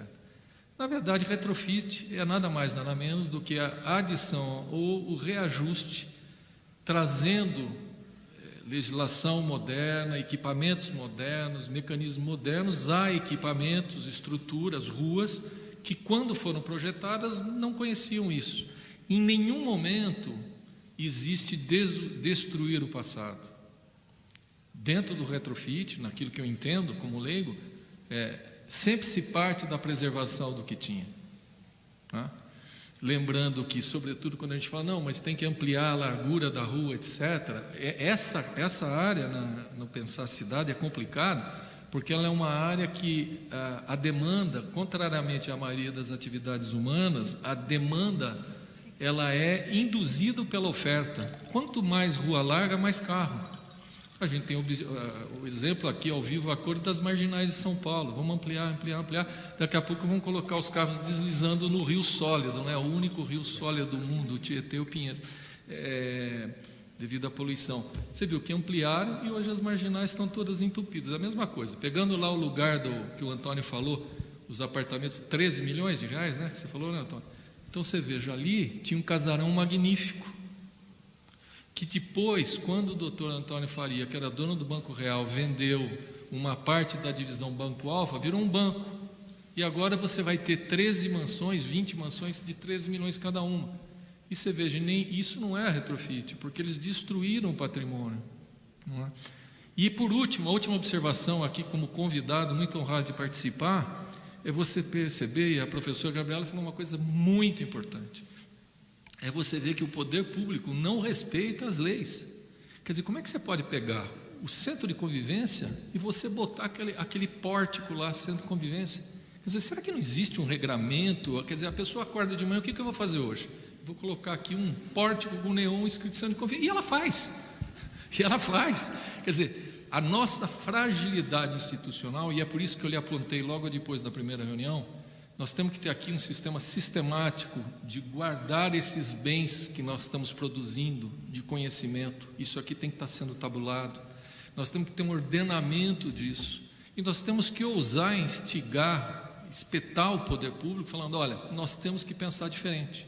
Porque senão não vai, e aí eu vou usar o termo que eu preferia usar, reajuste, rejuvenescimento, readequação, não vai ter o que retrofitar.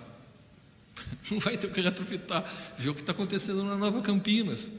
Tudo já destruído, ou pronto para ser construído, quebraram tudo, surgindo aqueles espigões lá que você não sabe do que é aquilo, casas maravilhosas destruídas, quer dizer que não tinha uma outra solução, como a professora Gabriela falou, tem que readensar, porque o custo do espraiamento, do sprawling é muito alto, não tem dinheiro para isso.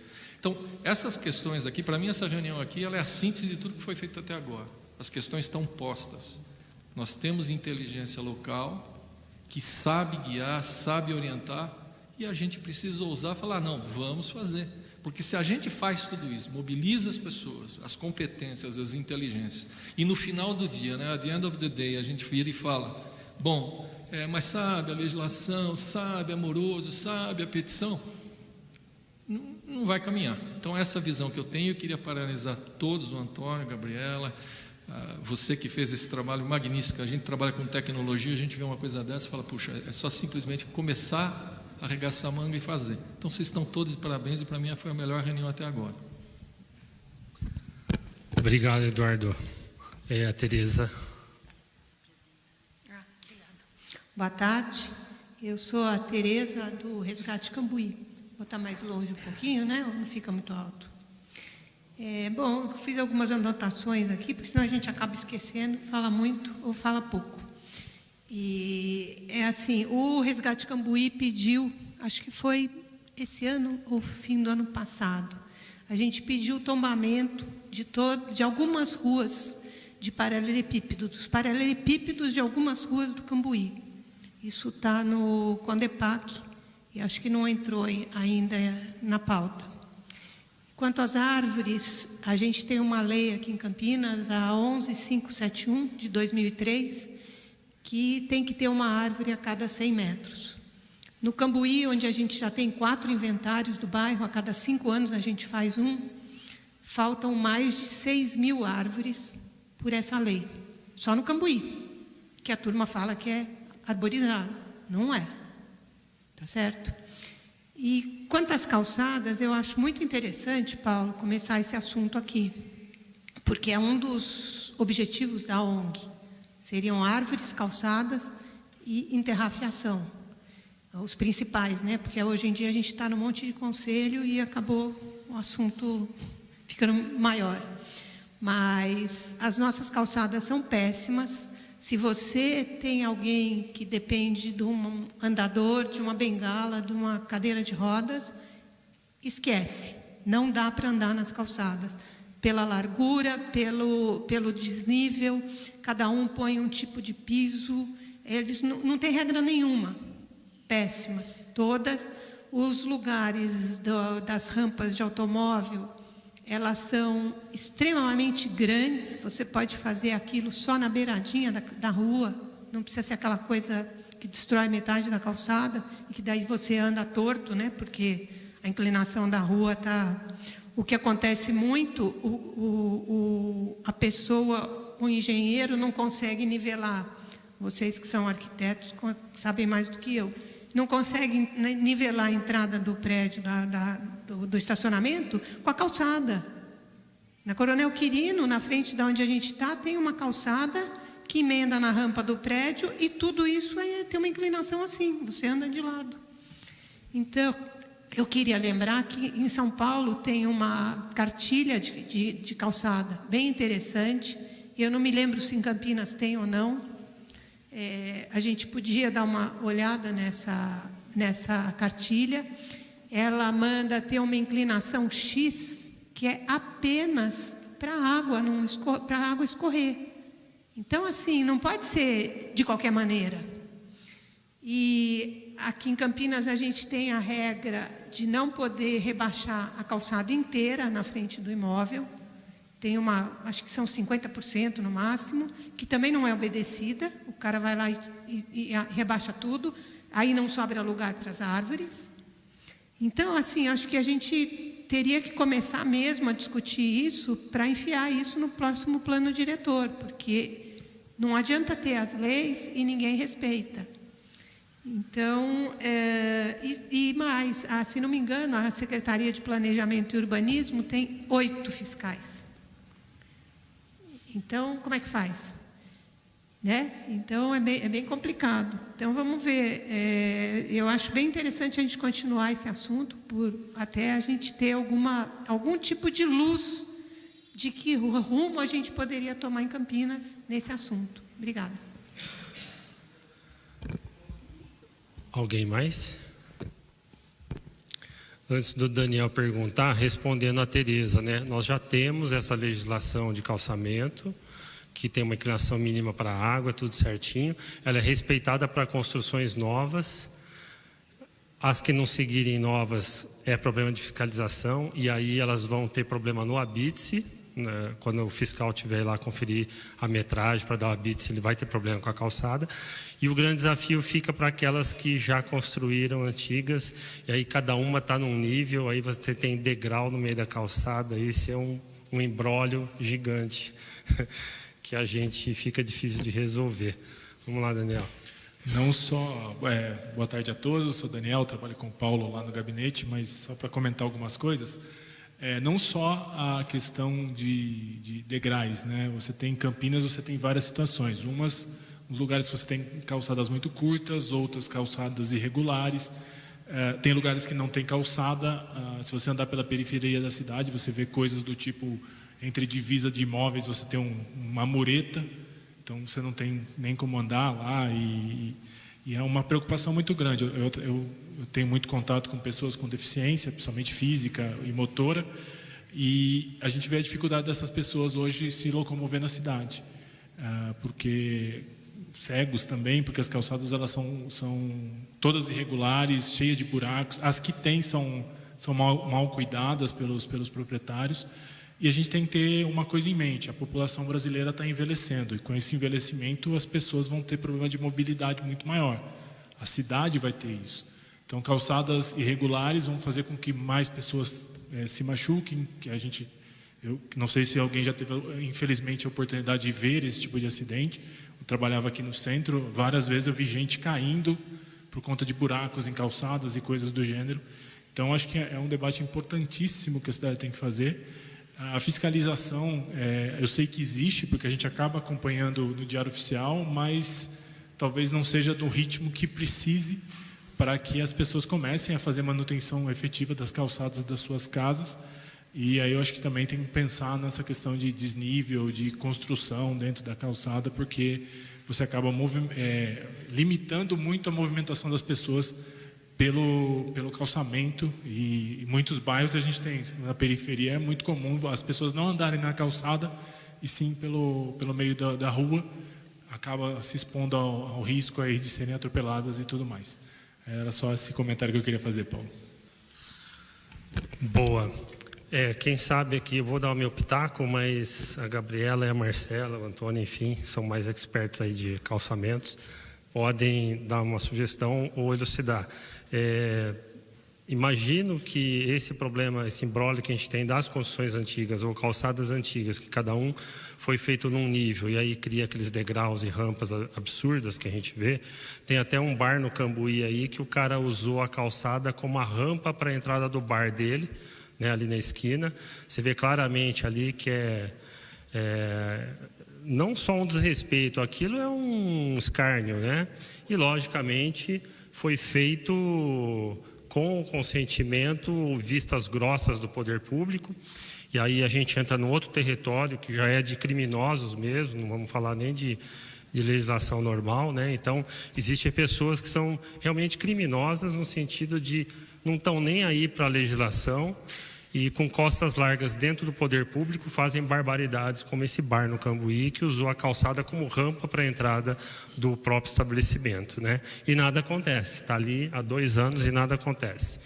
E eu já fiz requerimentos inúmeros para diversos tipos e a gente vê que nada acontece.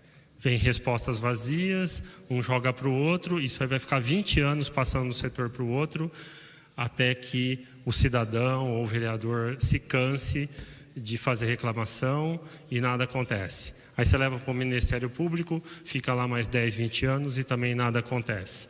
Então, o problema do Brasil é estrutural, em cima, antes de tudo, e do povo. Leis a gente tem demais, só que elas não são respeitadas. E, enfim, a gente tem que atacar de todos os lados. Mas na questão da calçada, do desnível, uma coisa que seria possível é como no exemplo da Tereza para as árvores. As árvores a cada 10 metros não são respeitadas, né? A única forma disso acontecer é a prefeitura pegar uma força-tarefa e lá parar o caminhão na frente com 10 pessoas lá, fazer buraco, cavar e com segurança, e quero ver quem não vai deixar cavar. Se você for depender do dono do estabelecimento, da casa para fazer, não vai fazer nunca. Se fizer, você vira as costas, o cara joga veneno na árvore.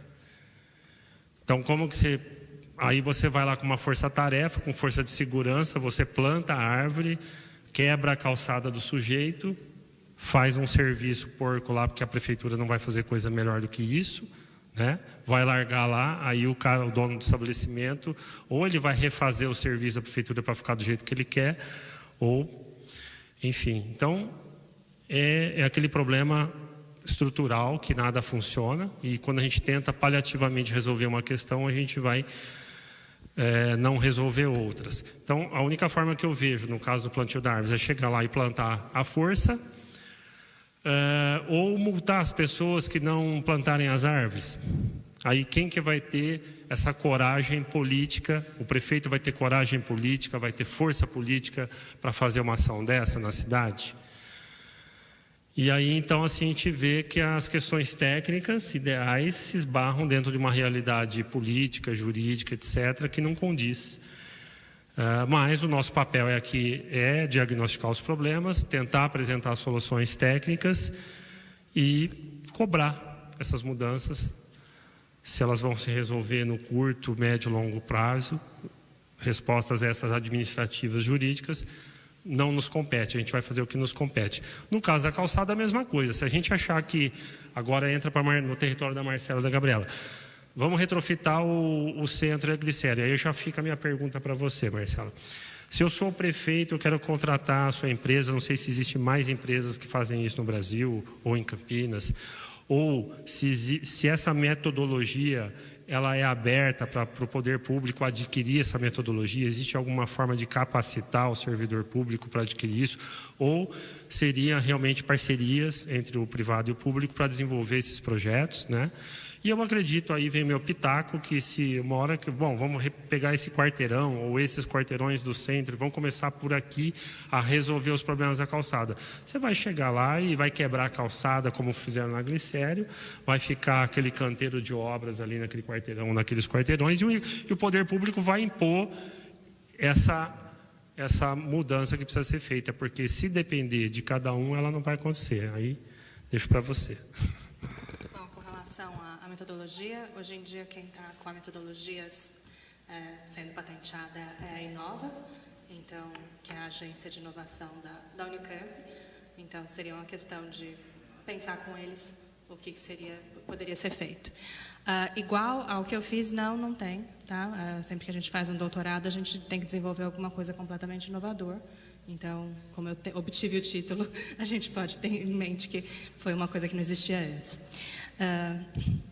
Enfim, interessantes as colocações de todos aqui, e realmente não é uma coisa que pode ser feita individualmente por uma pessoa que vai fazer na frente do seu lote mesmo, porque se a gente não tiver a calçada numa mesma quadra, sendo feita de uma única vez, a gente vai ter o que a gente já tem, né?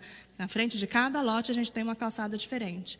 Se o tipo de piso for diferente e uma delas quebrar, mas a seguinte continua boa, no momento que quebrou ali, tá rachada, tá com buraco, aquela rua já passou a ter uma caminhabilidade muito mais baixa, né? O nível de serviço ali já caiu. Então, tem que ter uma continuidade, tem que ser pensado isso em termos, eu acho, de poder público mesmo, de como que o retrofit da rua, ele não é interessante só para quem caminha, né? Então, naquele gráfico inicial que eu estava mostrando, essa questão do círculo virtuoso, né, que a gente consegue desencadear a partir do retrofit, é um ciclo virtuoso que também é do ponto de vista econômico, porque principalmente num bairro cheio de bares, se a cidade está mais bonita, aquilo atrai mais gente, atrai mais moradores. Então, se você for pensar, por exemplo, você falou bastante do Cambuí, né? Que é um bairro que já é bastante diverso e bastante ativo, né? Já tem uma atividade econômica ali importante, muitos serviços e muita gente morando e já caminhando, né?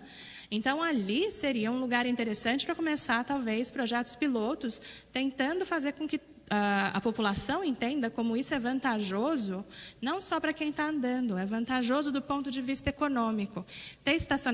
O estacionamento na calçada é uma coisa que tem muito... nem todo mundo gosta, e não é só aqui no Brasil. Eu apresentei esse trabalho também na prefeitura lá em State College, e uma das coisas é, nossa, mas ninguém quer ter o estacionamento na frente do seu negócio. Mas o estacionamento junto à guia na frente do seu negócio atrai gente. Então, atrai mais dinheiro. Isso realmente já é comprovado, tem muitos estudos que você consegue desencadear esse tipo de ganho econômico dentro de uma região, começando com esse tipo de intervenção, pensando como aquelas calçadas vão ficar mais atraentes, usando, né, a arborização pública para deixar tudo mais confortável. Aquela arborização pública pode ser vantajosa também, por exemplo, para esses bares que tenham fachadas ativas, né? Ou seja, que tem pessoas sentadas ali na frente. Essa arborização é extremamente vantajosa, né? Principalmente num país como o Brasil, que com o calor muita gente gosta de sentar do lado de fora, isso pode ser trazido de um outro modo, né? Tem que ser uma mudança de paradigma, não só, eu acho que dentro das prefeituras, mas tem que ser uma mudança de paradigma dentro da cabeça dos moradores também, dos donos dos lotes, né? Dos comerciantes, né? Que isso realmente traz uma vantagem. Então, eu acho que passa muito por promover esse tipo de intervenção também.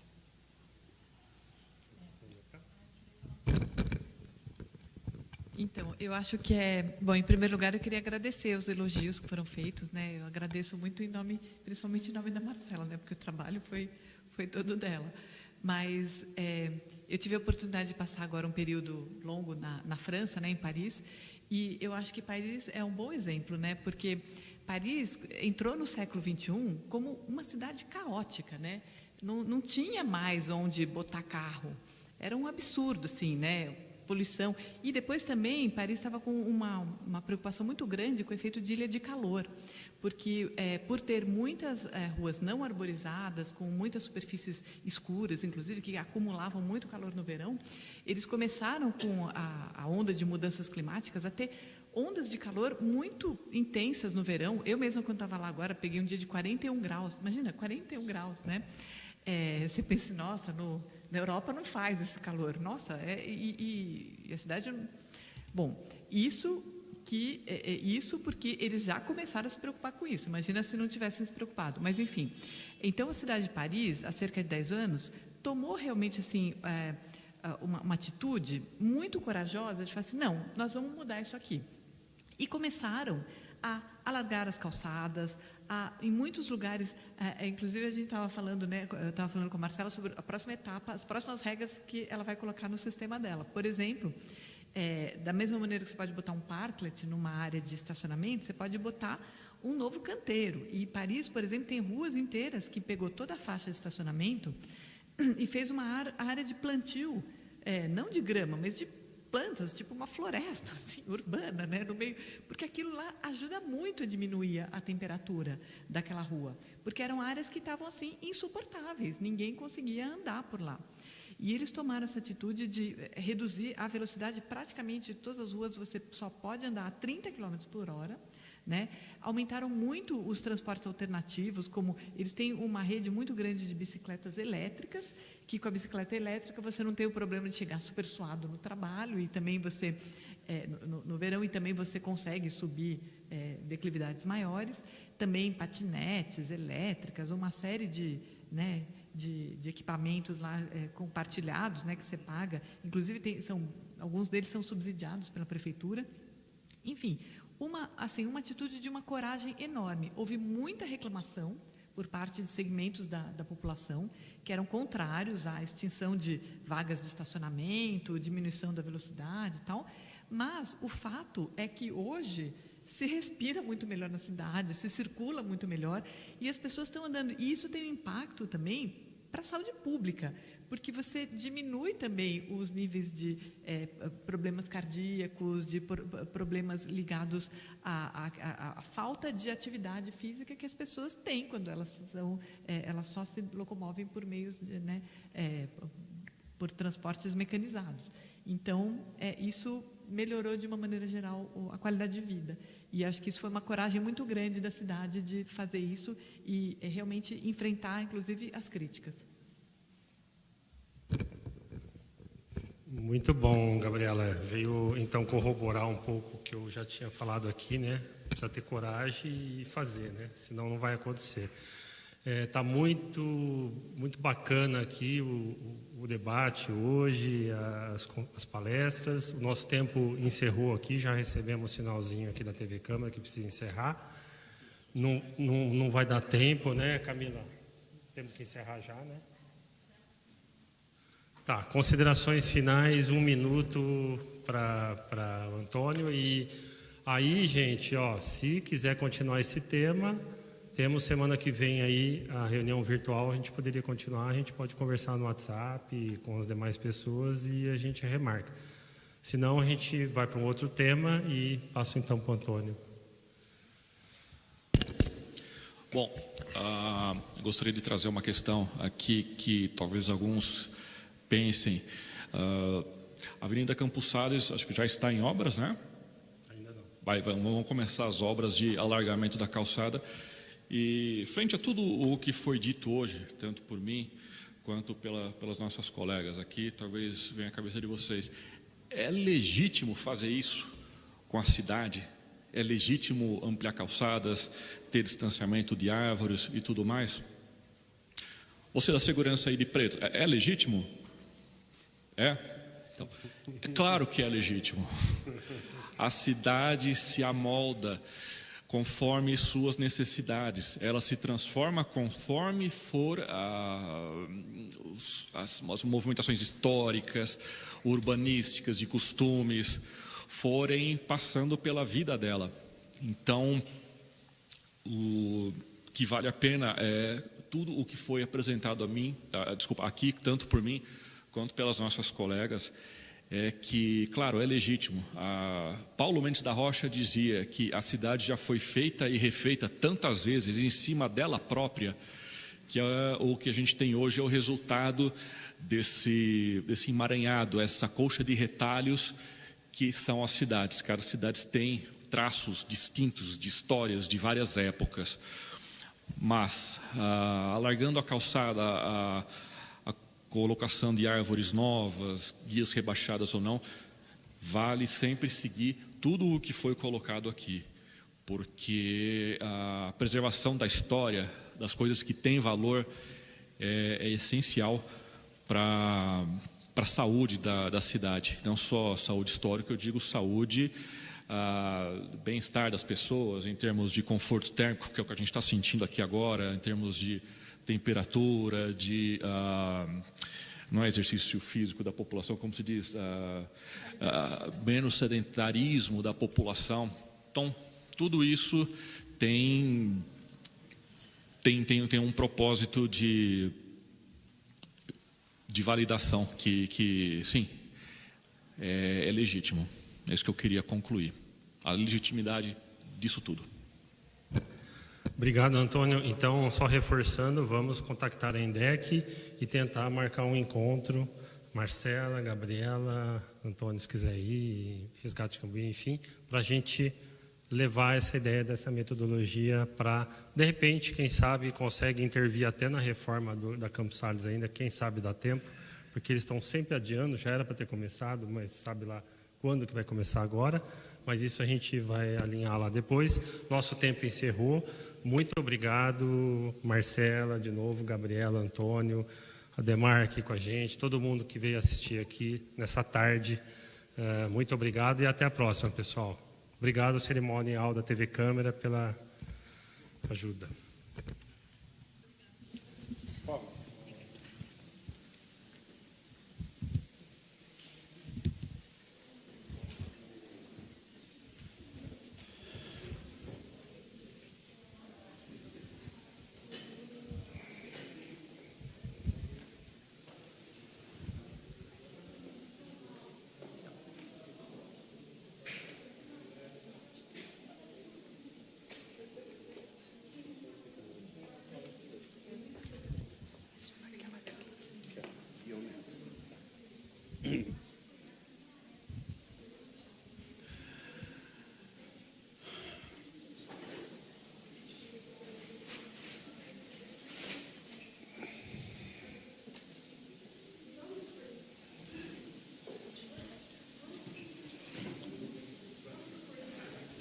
Bom, voltamos a falar ao vivo aqui do Teatro Bento Quirino com o vereador Paulo Gaspar para fazer justamente o balanço a respeito desta reunião importante realizada já aqui, né, vereador?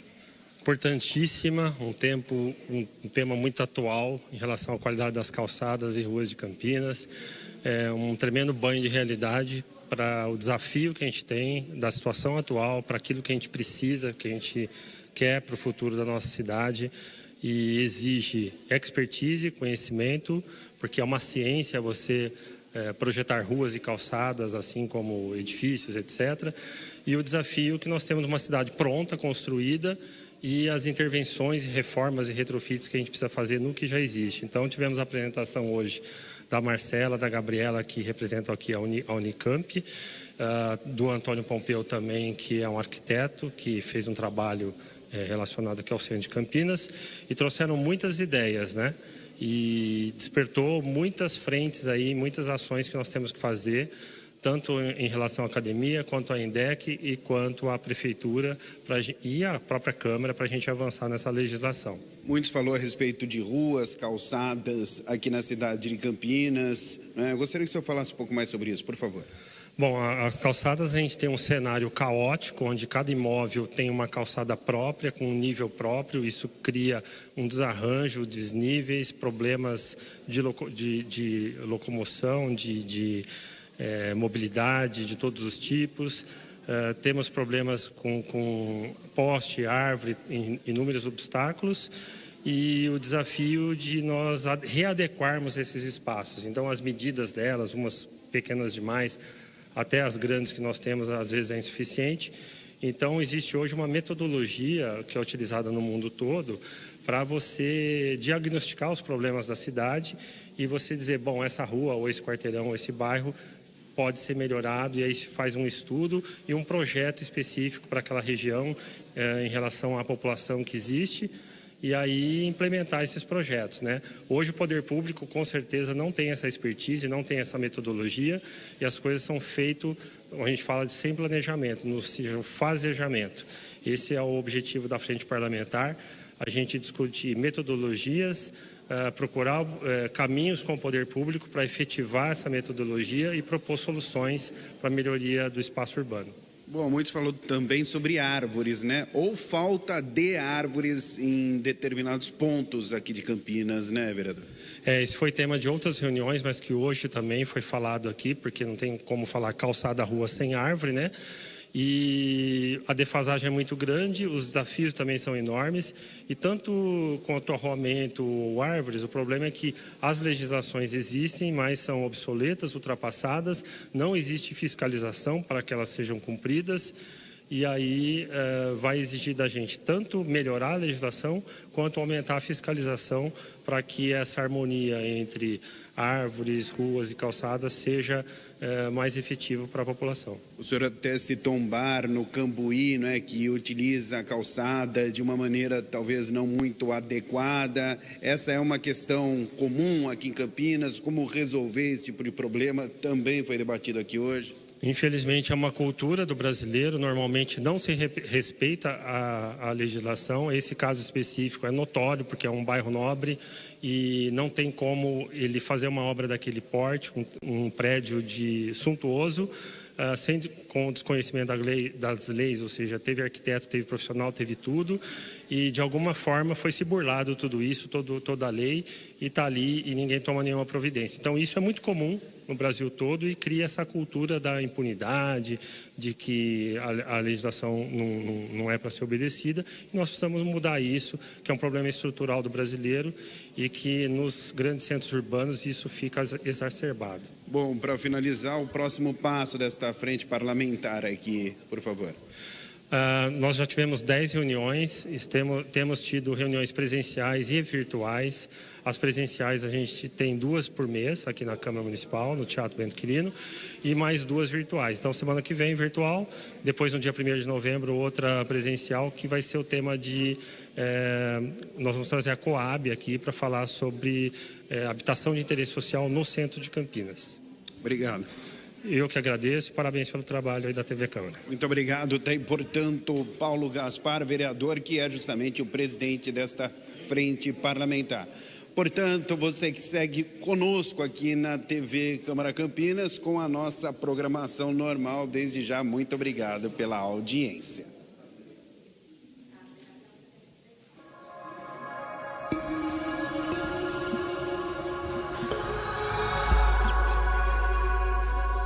TV Câmara, Campinas.